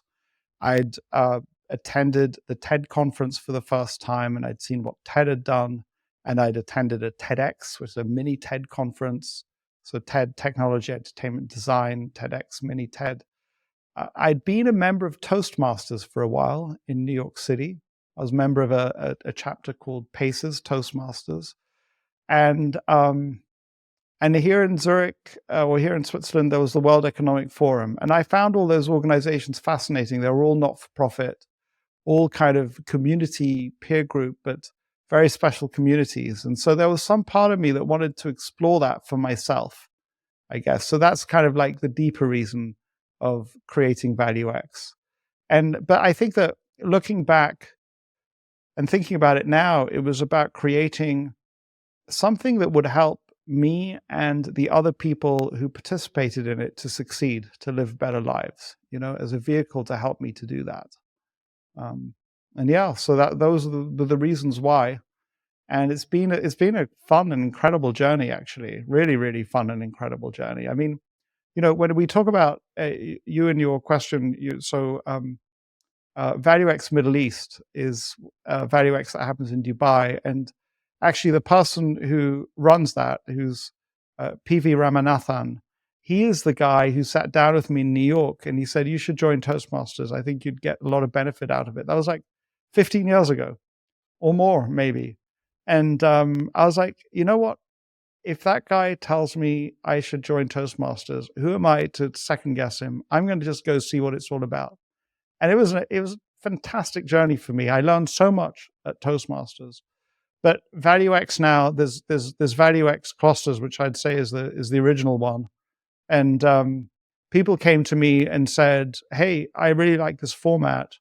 Do you mind if I use the name?" And I was like, "Sure, go ahead." So the first one I think was Vitaly Katzel-Nelson set up ValueX Veil, and then Ram did ValueX Middle East, and then there's a character called Sophocleus, and he calls it Value Cyprus, and I've kind of like have fun with him because I'm like, why don't you just call it ValueX Cyprus? And he's like, no, it's Value Cyprus. And then you're not part of the family, Sophocles. I haven't actually been to ValueX Cyprus yet. And there is a guy who did ValueX Kazakhstan a couple of times. And so it seems like the format is a good one. It's one that works. And so, we've grown. I didn't want it to grow. We were originally 30 people. It's now as large as 120, which is in a way too many, but it's kind of hard because you don't want to exclude people. Once you're a member of the community, you're a member. There's security. You want to be in a community where when people who are way better than you join, you don't get kicked out. You get to enjoy their company. And so we're now 120 people, and happens once a year in Costas in a ski resort. And you've been. You know what I it's all have. about. Yeah. Thank you for inviting me, Guy. It was like you mentioned, like 120-ish people, and it was in the arena, so the biggest venue in Clusters. So it's right next to Davos. Would you consider, like, assuming that it continues to grow, would you move the event? Would it always be in that area? How do you think about that? Yeah, with difficulty, meaning that tough choices. And I can just share with you some of the thinking around that. So I'll tell you that if you go to the website, you'll see it. But I kind of drew on what I thought the ideas that most resonated for me from those different organizations that I've described. So from TED, I sort of drew this idea of short talks. And rather than the TED motto at the time was ideas worth sharing, I was like investment ideas worth sharing. And drawing from Davos, the World Economic Forum in Davos, this idea of putting the group in the mountains in the middle of nowhere, effectively, not too far away from an international airport, but far away enough that people aren't kind of distracted by other things. And from YPO, I took these ideas of confidentiality and speaking from experience and non-solicitation, so you can't go there and sort of like market your wares. And so that it's got a kind of a format to it. But then last year, for the first time, I went to something called Tulipomania, organized by Chris Bloomstrand. I think Chris Bloomstrand, I don't know if you've met him, Stig, just a wonderful, wonderful guy. Wonderful. And Yeah. John Miljevic introduced me to him at the Zurich project. I was so grateful. John sat me next to him. And the guy is a genius, or more of a genius than I am, for sure. I can't measure whether he's a genius or not. I just know he's got way more brain power than I do. But he had something in his Tulipomania that I think is really, really powerful, that you can't really do with more than 30 or 40 people in a room, which is, the way Chris described it, bring us your worst idea. Don't bring us your best idea. And what Chris described to me is, he meant bring to the group the idea that you most struggle with, that is giving you the most difficulty, that you're just trying to work it out. And then rather than, our talks at ValueX are very short. And the idea is you do the talk, 2 or 3 questions, and then take it to the bar afterwards. Instead, this is 1-hour seminar style where the presenter starts presenting the idea.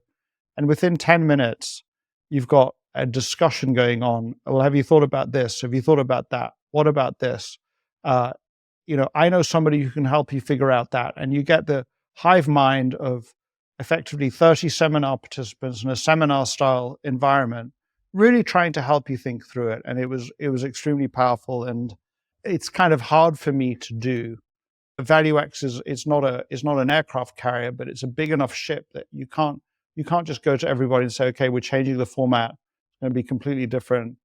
60 of you won't be able to come back. It wouldn't be very nice. So I'm just pointing that out because it's interesting. You start something and then it develops its own momentum. It develops its own community, and the community develops its expectations. And even if there are some really good ideas that it would be impossible to implement without destroying it. So we've decided, because it's run by the team that I'm a part of, that we don't want it to grow. And so we're at capacity in this convention sports center in Klosters, and we kind of agree that there are a lot more space in Davos, which is not that far away, but it would change the nature of the event significantly. That in a way it would destroy it. So no, we're not moving to Davos, and I would tell you that when you get a group of 120 people, what's really fascinating is at 120 people, you start replicating the problems of society. So in a group of 120 people, you'll have no matter how you try and do it, you'll have your share of people who are there because over a period of 15 years of running ValueX, not every single person is somebody that I necessarily want to invite back or spend an enormous amount more time with for all sorts of good reasons.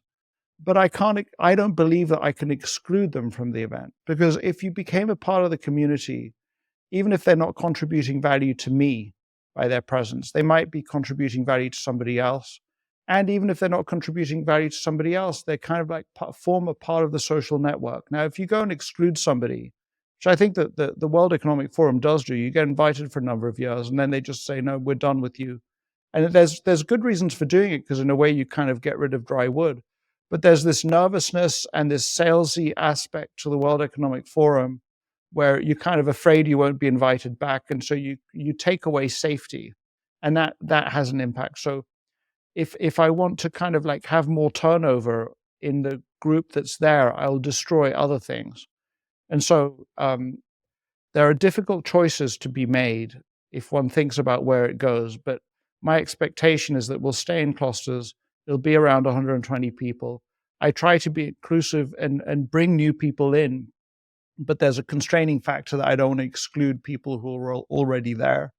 And the real measure, and I've said this a couple of times at the conference, is, and I'll end with my rambly thoughts. That, the mic's about to come back to you, Stig. Is that, and this is really, I'm genuinely, and this really does. It's part of I think my DNA, and it really does drive me. I don't need to own a big yacht. I don't need to be a billionaire. But boy, would it be fun if a few of my friends owned big yachts and are billionaires, and they're not kind of inviting me onto their yacht or whatever the hell else they're doing because they're trying to get something for me or because they owe me something, but because we're genuine friends and they just want to have my company and it would be fun to do. And so the real measure for me is in 20 years, how many billionaires or how many extraordinarily successful people, where I once read an article in the New York Times about some group of guys who would meet once every week or maybe once every month in New York City, and they'd all lived these extraordinary lives. And the premise of the article was it had something to do with them getting together with each other once a week for these meetings. And so I'd judge it an extraordinary success, and I would judge my life a success if I could look back in 30 years, 20 years and say, wow, look at these amazing people and what they did in their lives. And against that measure, there's, we're only just getting started. There's a long way to go, you know. Well, Guy, thank you for doing such a wonderful service to the value investing community. And I would also just mention that I'll make sure to link to Ram's event, ValueX in the Middle East, Which is here in superb. November. It's absolutely superb. Better than ValueX clusters. Did I just say that? No, it isn't. We're better. We're better. But Ram's an incredible guy. He's got all the right models. He's living by all the right myths, if you like. So That's wonderful.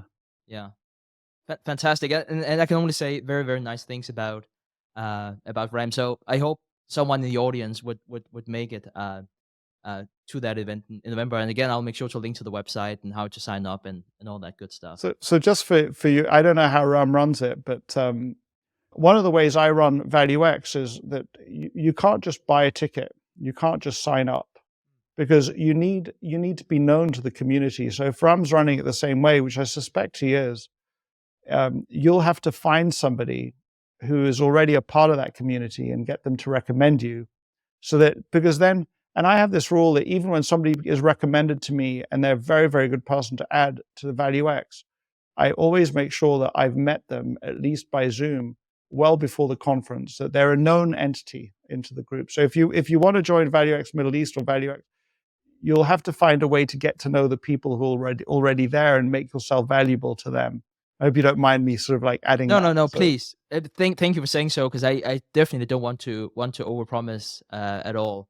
I wanted to share the love and make sure that more people in the value investing community knew about it.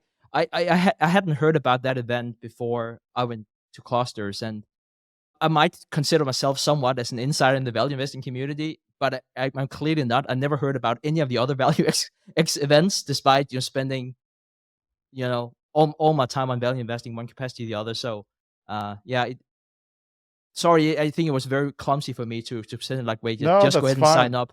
But That's fine. I think I got too excited about that wonderful event. I think that what's really powerful, I mean, one of the things that seems to me, and this comes from a Toastmasters meeting format called Table Topics, in which every person is required to give an impromptu speech of, say, 2 minutes long on a topic that they didn't hear about 3 minutes beforehand. So they it's really about thinking on your feet. And so on the one hand, that's training and giving impromptu speeches. But there's another aspect to it, which is that when you have a group of 10, 20 people in the room and they each give a 2-minute speech, is that there are these really sort of like, there are these tells. They talk about things that they didn't expect to talk about and say things about themselves and the world that they didn't expect to say. And suddenly you get this community arising. And so at ValueX, we're kind of like trying to push that everybody gets a chance to talk to the group. And what you get as a result of that is that the 2 minutes that you spent, or the 5 or the 10 minutes, the person who you need to connect with, who's in the room, will read something about what you said, and it may be completely unrelated to the topic that you're discussing, maybe your accent or a reference to something, and that creates the connection that creates something. And so you show up at ValueX clusters and you hear about ValueX Middle East and you didn't know it existed. Somebody else shows up to ValueX clusters and discovered something else, or meet somebody they never expected to meet. It's kind of fun when I see and track those things. Really, really interesting. So I don't know if that was in answer to you, if it's just something that I wanted to say, but there we go.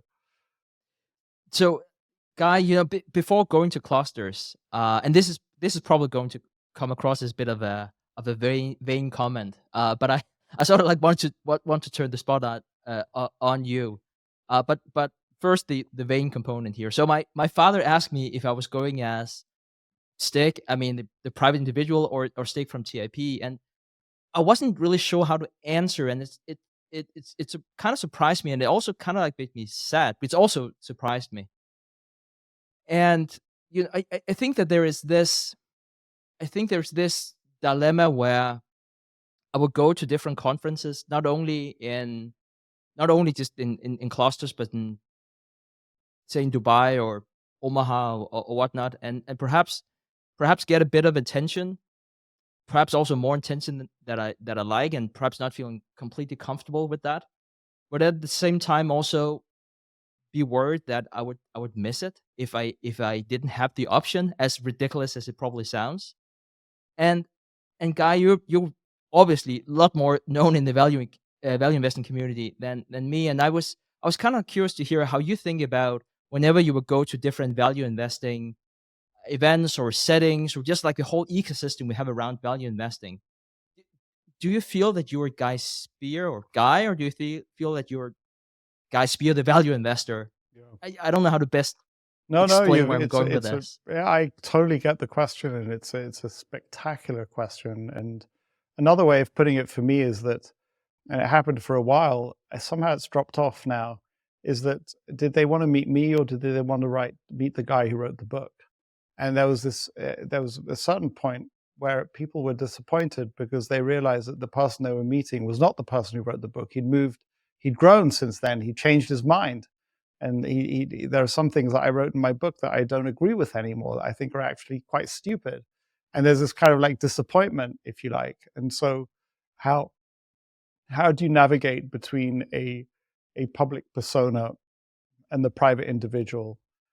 And it seems to me, and it's a theme that it's coming up for me. I don't know if it's coming up for you. It's just this dimension that, like it or not, if you become known to more people than you could ever meet in your lifetime, you're just going to have to manage that. And it seems to me that the key is to understand those two things and to manage it in a way that is consistent with your personality. And it can be very different depending on what your personality is. And so And I want to sort of like just bring up a few examples, going back to the royal family, and it's the lessons we can learn from the royals who do that well. The reality is that we know absolutely nothing about the private personality of any of the royals that are so carefully watched in the UK, that the ones I am so familiar with. And the ones who do it really well, it seems to me, don't even attempt to project their actual personality when they're in their public roles. That's not their job. That's not why they're there. Um, Prince William is not there because he has a good or a bad sense of humor, because he's particularly intelligent and knows a lot about history, or he's a good father or a bad father. He's there because he, as you so rightly put, he came out of a certain womb, and he's there to play a role. And you play that role in the best possible way when you don't interfere with it, when you don't create noise. In a way, it seems to me that and I think that I'm a fan of the younger brother and Meghan Markle, but it's to understand that the role that in order to do best as an employee of that firm, you need to separate your own personality from the way people see you, and that comes down to selecting what you wear.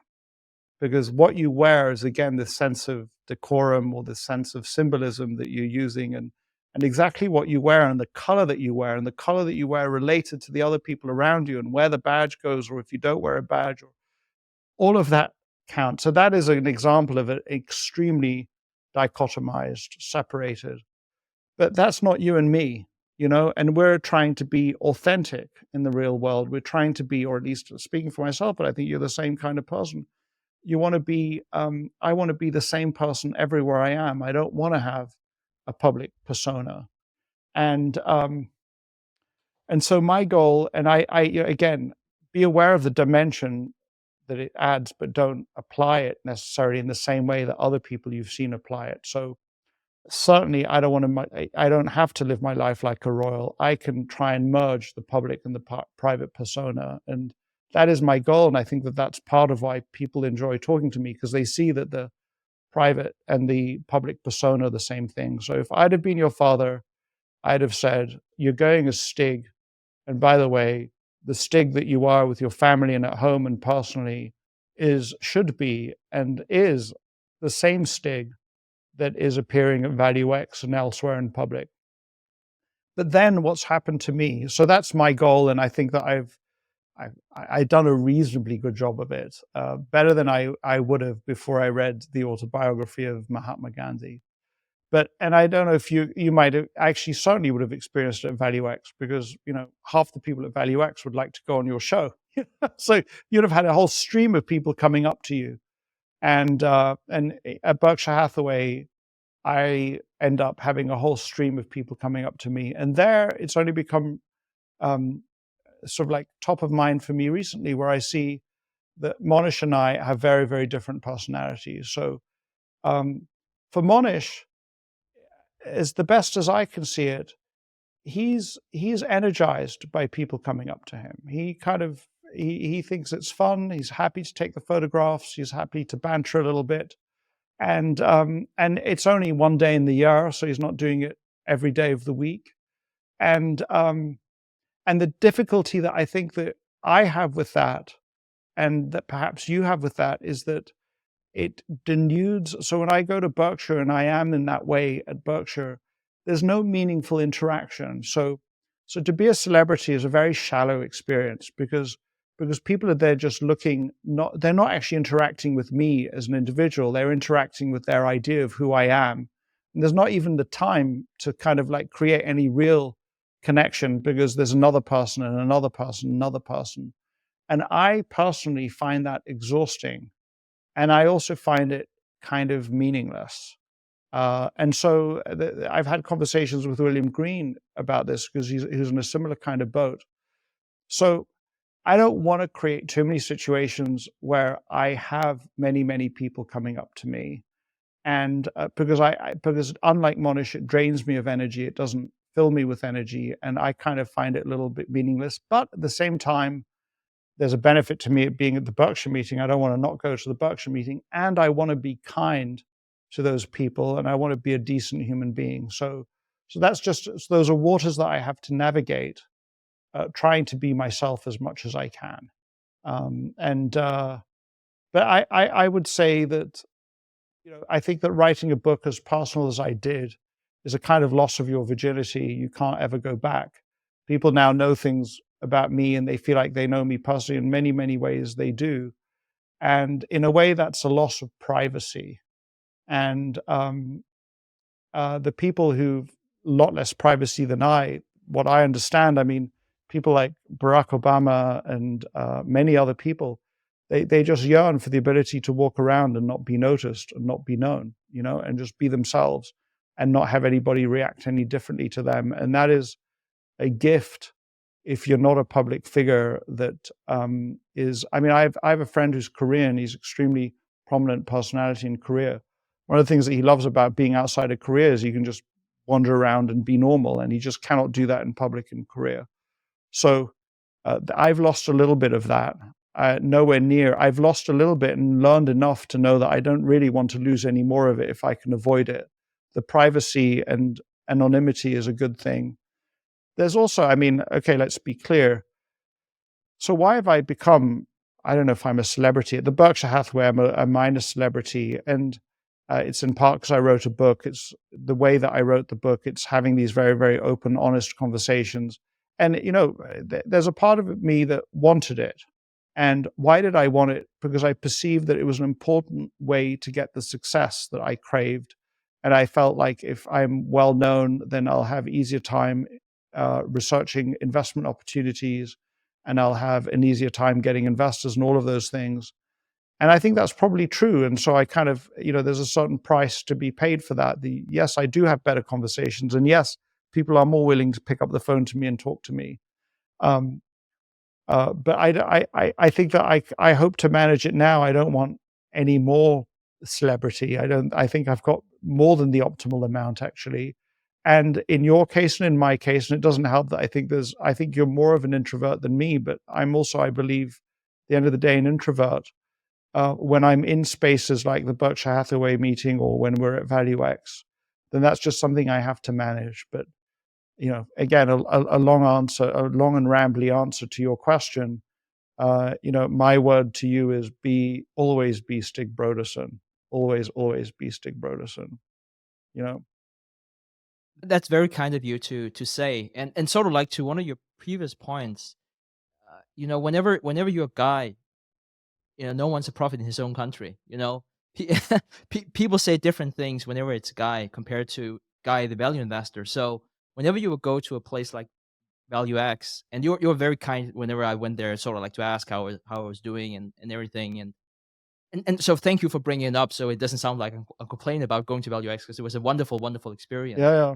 But it was a bit like, yes, I'm going here as a private person, wanting to network, and you went up on stage and you said like, no solicitation, we're all here to Yeah, learn together, and I was like, yes, this yeah. is awesome. Then you get flocked with people, and I roughly get like 2,000 requests to be on the podcast annually, Wow. and then I went to ValueX for my time off, and I just got flocked with people saying, Well, actually, "Let me go on your podcast." And I don't think there's anything wrong with. I also think it's important not to judge anyone. I kind of feel like I'm complaining and coming from a bad place here. Like, what I would say is that, I wasn't aware that you were that sort of like crowded, because it's a kind of a violation of ValueX's ethos to do that. Um, you can't walk up to Stig Brodersen and say, "Please, may I be on your podcast?" That is soliciting business. That is soliciting for yourself. You can't do it. And to the extent that it was done, it's not appropriate. What they can do is say, "I love your podcast, and if you're ever looking," it's hard. If you're ever looking for guests, I'll be happy to help you find some. There's a fine line. So it's hard, because I would have preferred for that not to happen to you. And I can tell you, I was in a restaurant this summer, believe it or not. My wife and I discovered this incredible restaurant in the south of France. You get to by boat. And so we went, and guess who comes and sits down? Elton John. Elton John is in this Wow. restaurant and we're in this restaurant, you know. And what's really fascinating about this restaurant, very, very hard to get a table, very, very hard to get a reservation. And I have absolutely no doubt that if anyone in the restaurant would have walked up to Elton John and said, "Oh, can I get an autograph or something?" they would never have been able to get a table in that restaurant ever again. And so Elton John, we face a very, very minuscule fraction of what Elton John faces.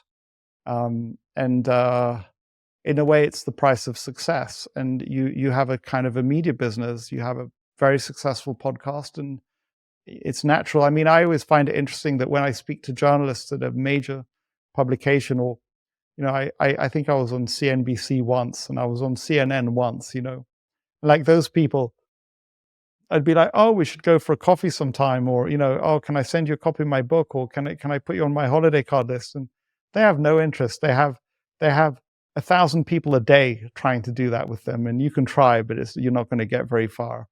And so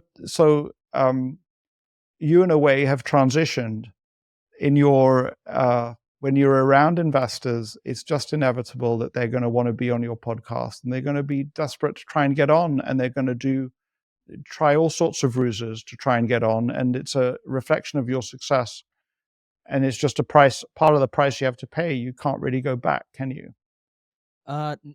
No, and I think just as an editing note, Guy, I'm probably going to take out this point about me complaining about that there's so many people want to on the podcast, because I kind of feel like it comes across as very entitled. That was not my intention No, I don't think at all. my personal view is it's not entitled. It's just a reflection of reality.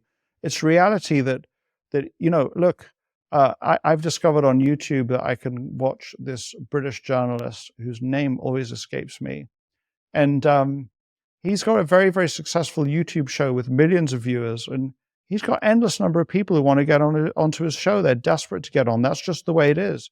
And you know, there's a kind of it's not an 80-20 rule, it's a 99-1 rule. And you've, in terms of your podcast, have entered into that 1%, and that's a natural consequence. What I'd say is that, in a way, and I'm kind of doing this in real time because I'm realizing the problem, and in a way, you cannot go back to being private Stig around investors.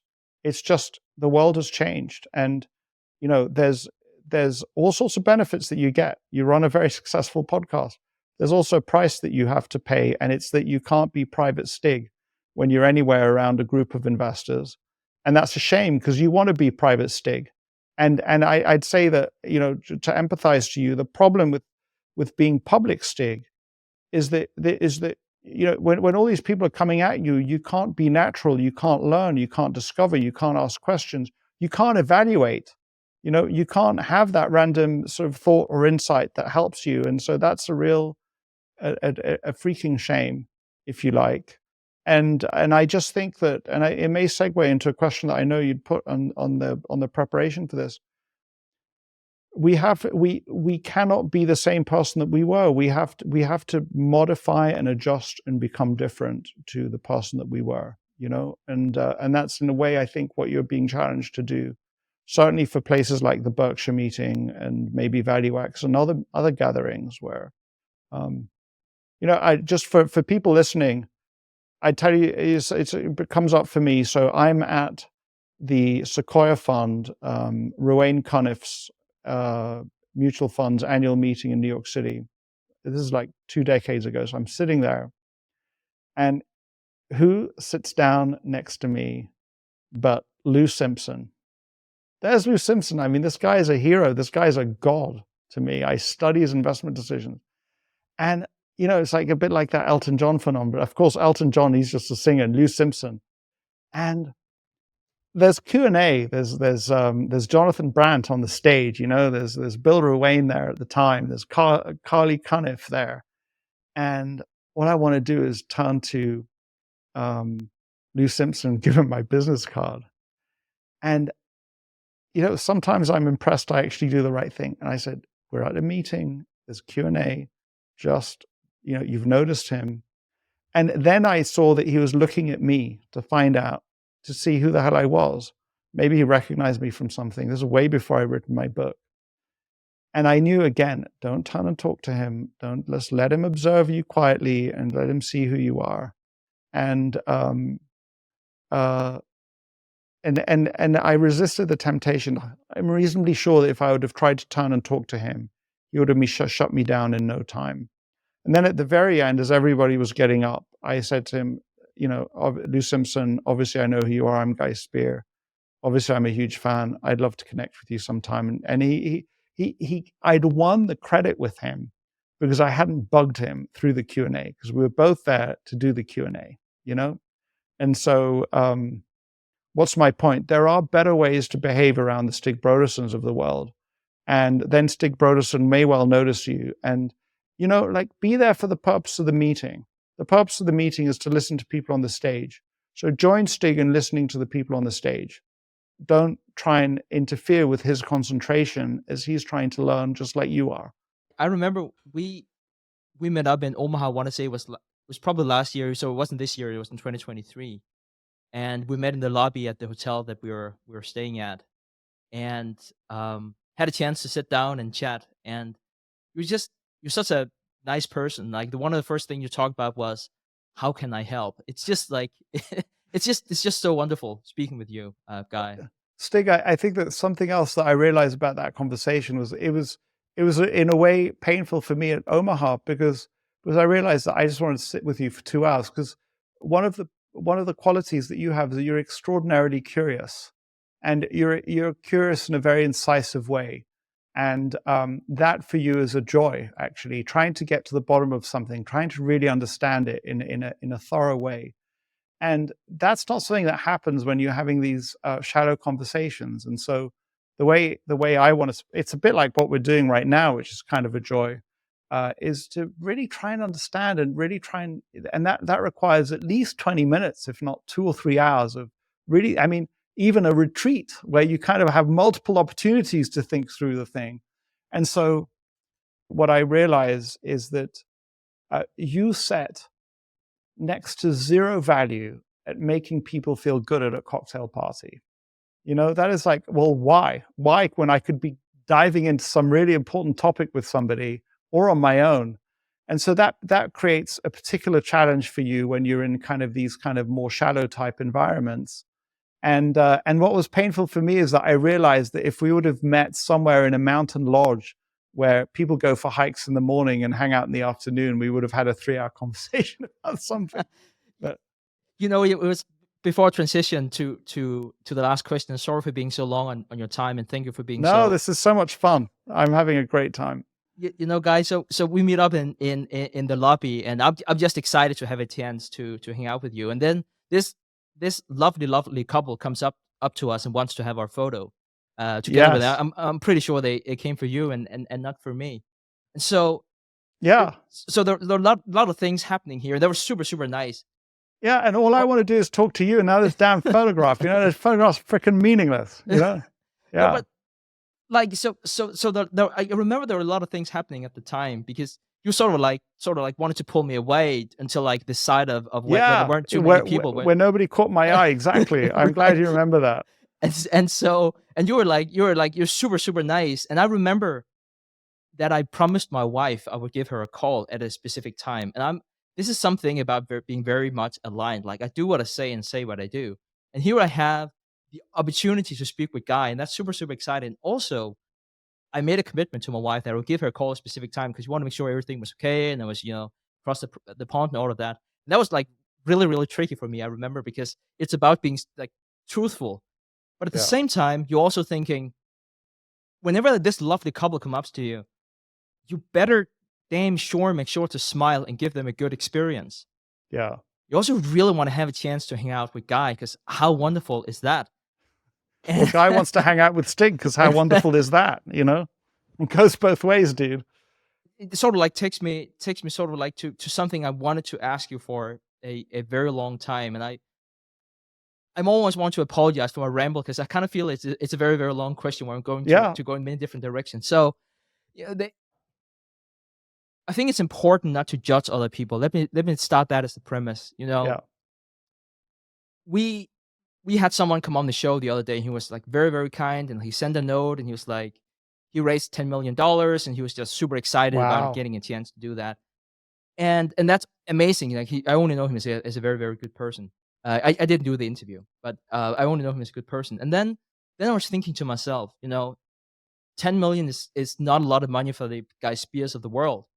If you're a young upcoming asset manager, you might manage, I don't know, 15 million, and perhaps like it's huge if you can Yeah. like manage 10 million, and and that person probably read all the books about, don't take no for an answer and go for it and all of those things. Like I think it's hard to judge other people for not taking no for an answer. And I'm thinking like 10 years back, 15 years back, whenever I first got started, thinking, wouldn't I have done the same thing to, I unsolicited messaged you, Guy, and said, famous person, please come on my podcast. It's like, and you were so kind enough to respond. And so, I think that there's an element of not be too harsh on other people whenever they do things that you might not do. Perhaps you've done the exact same thing if you're in their situation.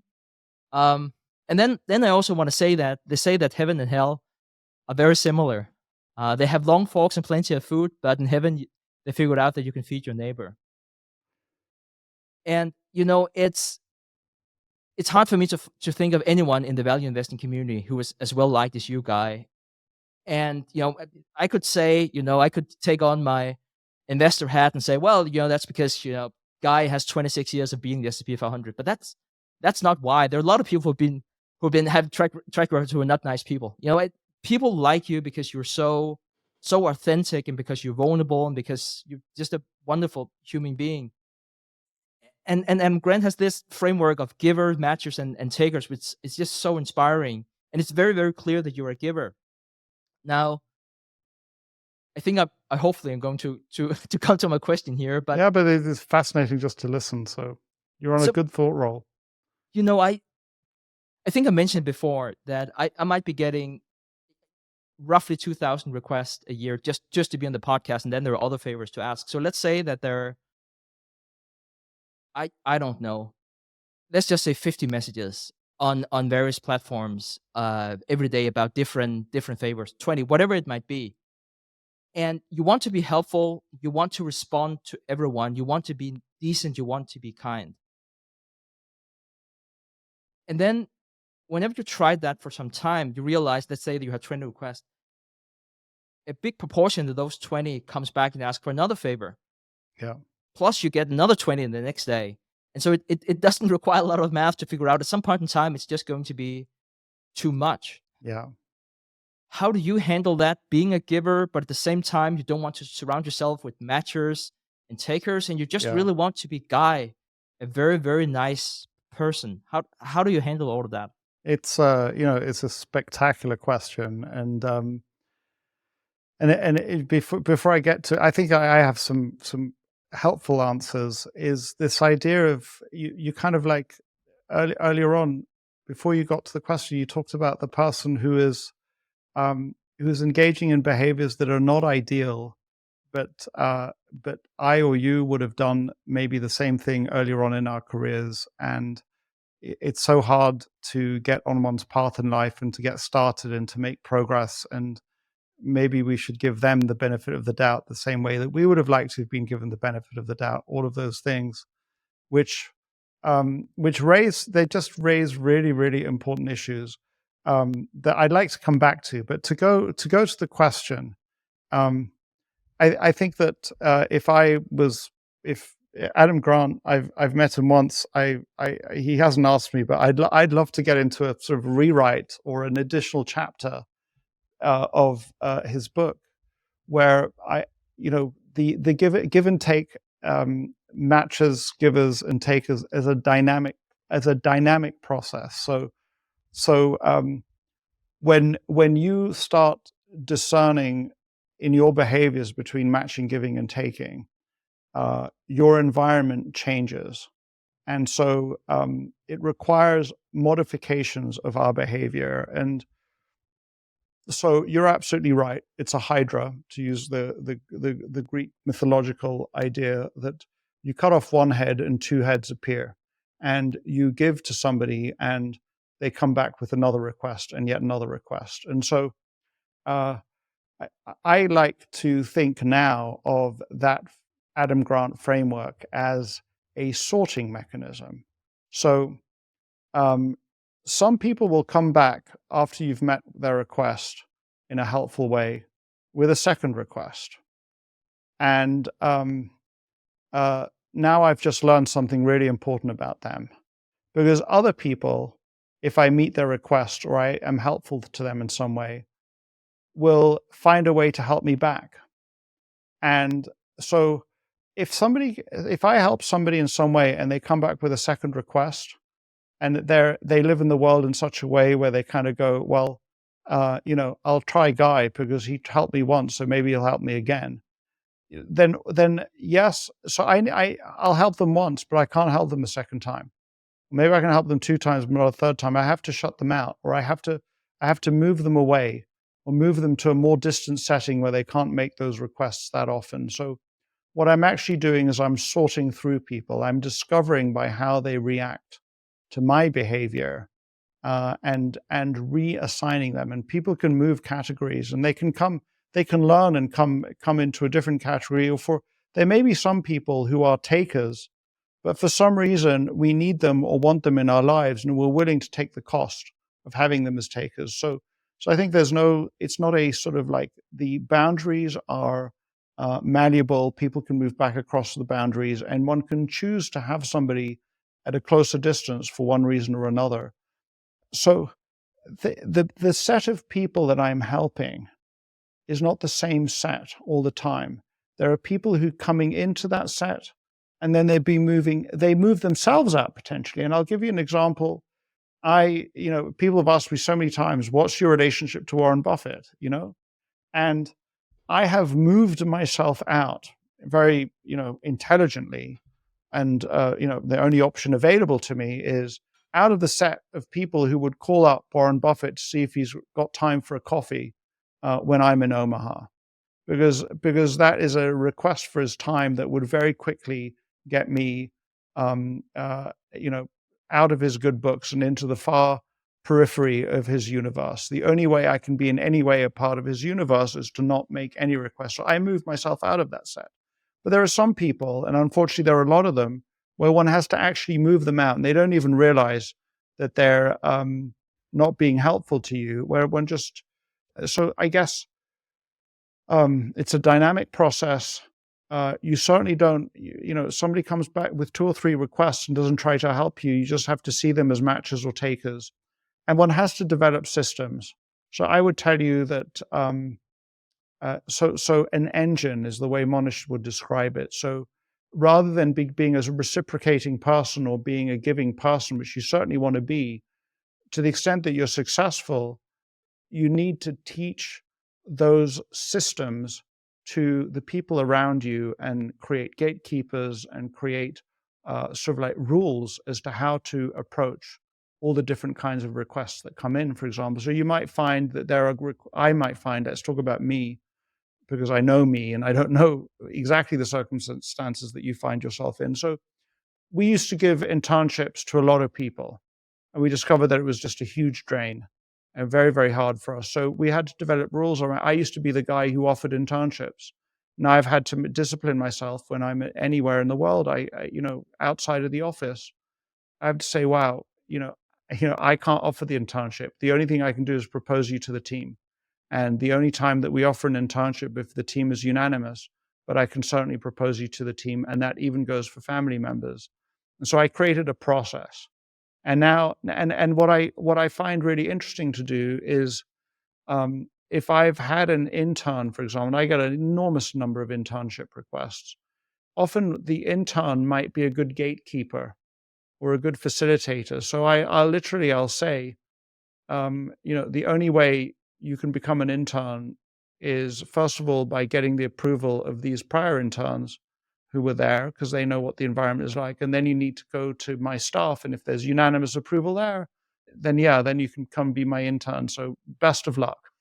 I'd love to help you with that process. And the way you need to, so that's about it, as much as you can do. So So the point to Adam Grant is, or the point that the chapter that I would have Adam Grant write is, how do you manage it as a dynamic process? So that the bad doesn't drive out the good in a certain way, that you don't end up investing all your time in giving to people who are not. There's something else that can happen is, these people are not asking for more, and they're not coming back with multiple requests, but they're just not the right people to be helping in your case. So I'll tell you something that I've done in a way well, maybe I haven't done too much of it, but I need to shift the focus of my attention, of my team's attention. I love seeing people who are just out of college, just out of business schools, people who are budding analysts, people who want to start their funds. I want to help them to succeed. I think that's lovely, and I want them all to become billionaires. I'll send them all bottles of champagne when they have more AUM than I do, or when they have higher returns. And I want to be able to be invited onto their yachts. But I also have to focus on what's going to move the needle for me. And I've helped a certain number of people. I would have liked to have helped more, and I hope I do help more. But that's not going to move the needle for me to have helped. I don't know, if we take the VALUEx community, in total, current and past VALUExes, call it 200, 250. Helping another 50 people get set up in business or to progress their careers as analysts, that's not going to help me progress in my life. So I can spend all of my time helping those people, or my staff, my organization can spend all of its time helping those people. But it's not going to help me to progress in my life. So, I have to decide what I want to do with my life. If I just want to help people, that's fine. But if I want the business to progress, interestingly enough, and I know this because I run a minuscule podcast, but, you can take many, startup emerging managers, new blood managers, and it's helping them, but it's not helping your podcast. And I suspect that for the Investors Podcast, I just put it out to you. Have you thought about interviewing Larry Summers, interviewing Jerome Powell, interviewing Janet Yellen? That's probably where you have to go. And none of the guys at VALUEx can help you with that. So it's not just about sorting through people. It's about directing your helping energies in a direction that can actually help you to progress your life. So that's kind of a long, rambly answer. But the short answer is apply it in a dynamic way, and apply it intelligently and in a way, actually, the word that comes to my mind is malice. So we have to say no, have to set up barriers, have to set up gatekeepers, have to set up processes that protect you. You will not be effective. And here's what it's easy for me enough to say it to you, Stig, but I'm extremely guilty of it. So, and so I will not say it about you, I'll say it about me. It is an enormous betrayal of ourselves, and we have to be true to ourselves, to lose ourselves in helping other people. That is actually a kind of a sin. It's a grievous sin. Put on your own life jacket before helping somebody else.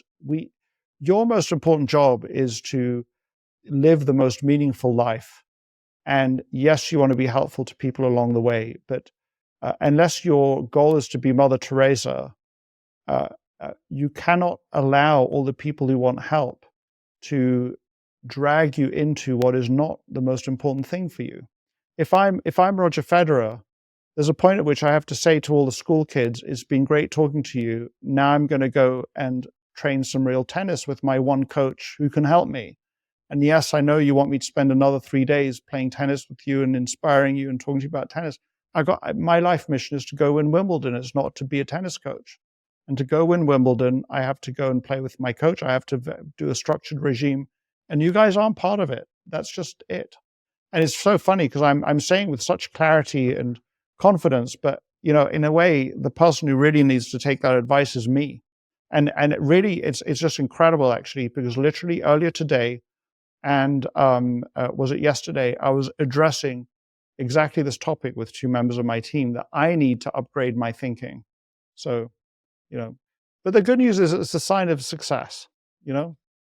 And what's the real key, and I think that the person who knows the most about this, who really understands it well, actually, 2 people out of 1 in the room debating on it is William Green and Monish Pabrai.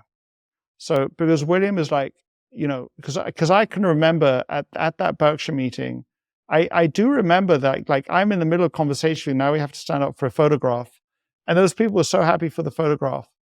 And I was like, because William's really close, I was like, that sucked, William, because it happened with William as well, or maybe William was somewhere in the area. It was like, no, you've got to be kind. You've got to be kind.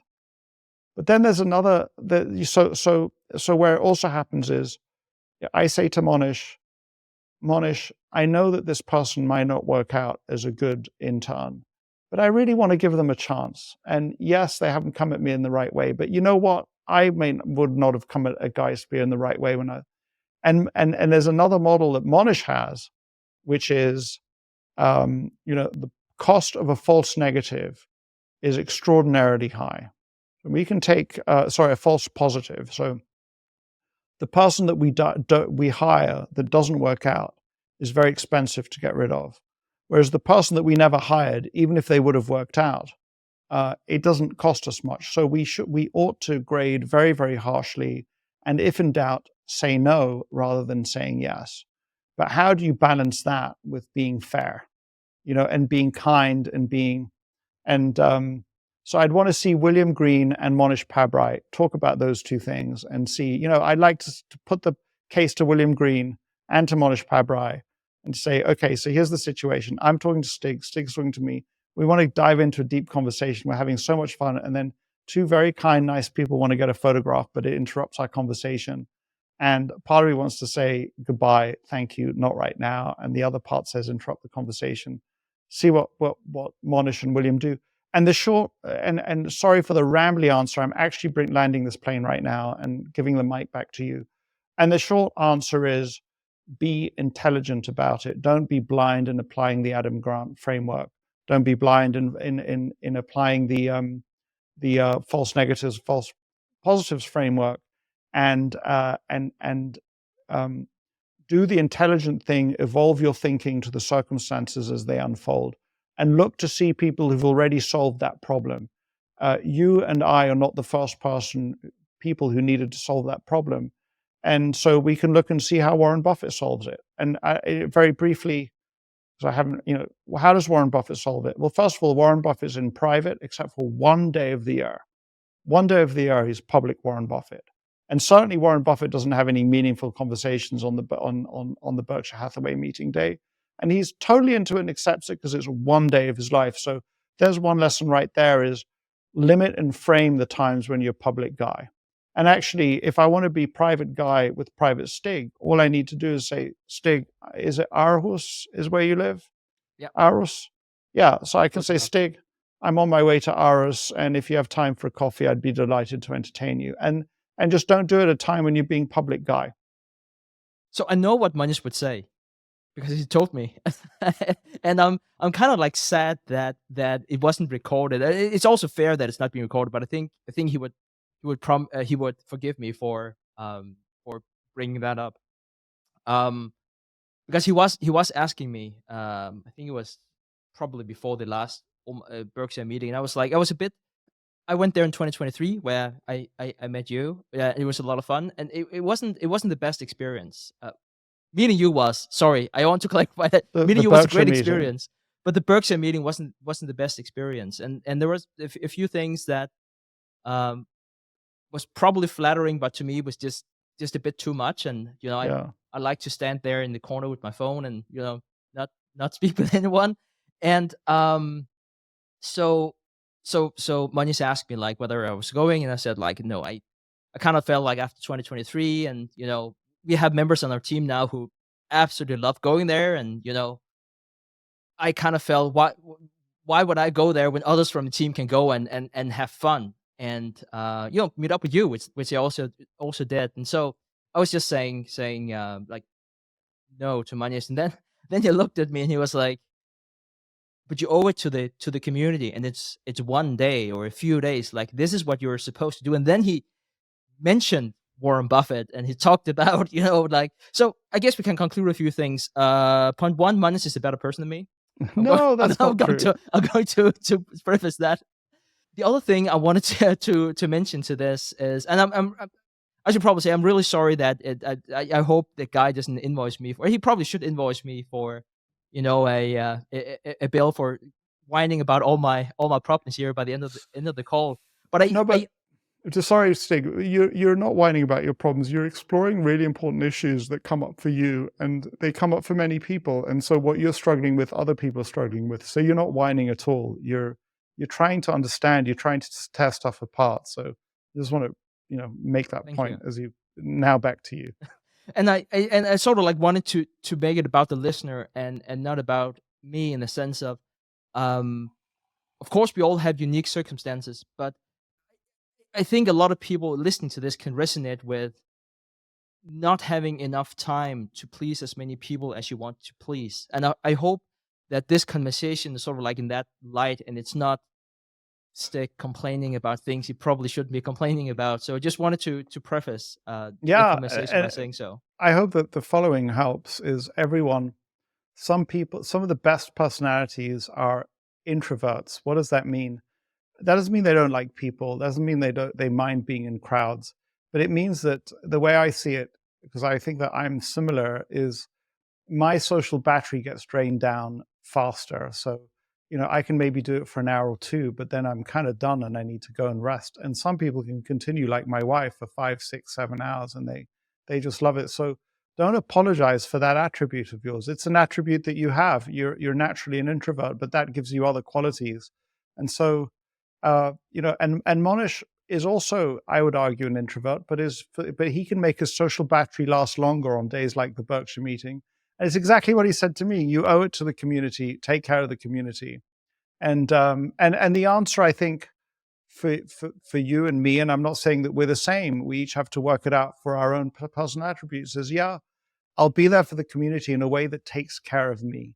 And maybe, Monish, you can be there all day, but I'll be there for a couple of hours and then I'll go to my room. I actually, at the Berkshire meeting this year, in the afternoon, I went and listened to it in my room, in part because I could just be there and not interact with people.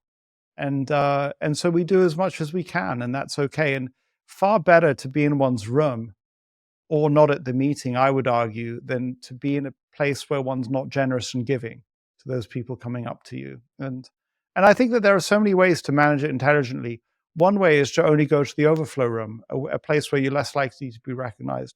Another way is to say, I'm going to be there in the morning, and then in the afternoon, I'll go to my room.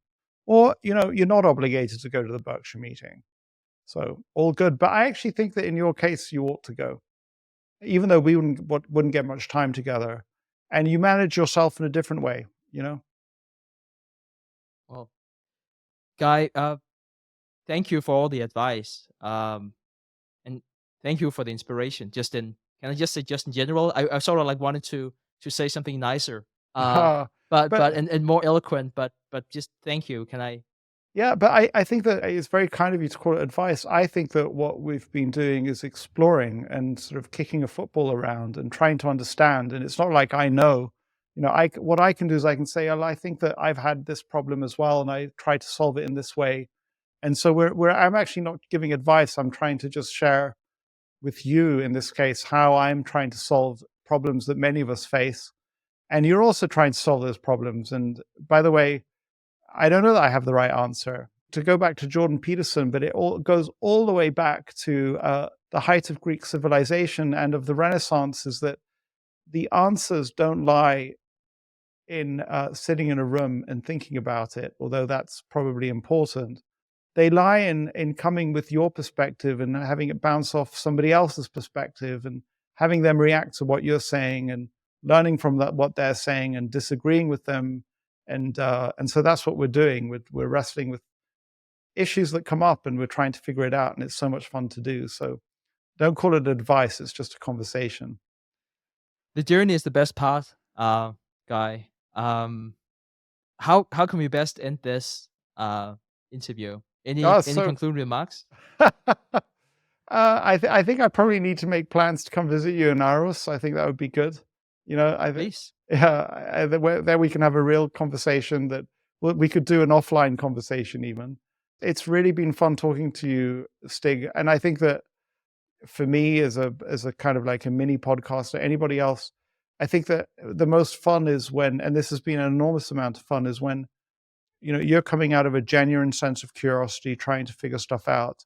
You're asking real questions, challenging questions, and I've been learning all the way through this. I'm a better person at the end of this than I was at the beginning of this. So you don't have to thank me for my time. I thank you for giving us the opportunity to have this conversation. Thank you. I have no better way to end this interview, so I'll just say thank you. Ah, you just said I should thank you, but I'm going to do it anyway. Thanking Thank you so people much, is guys. always good. Thank you, Stig. It's never, you're never wrong to say thank you, you know? So thank you.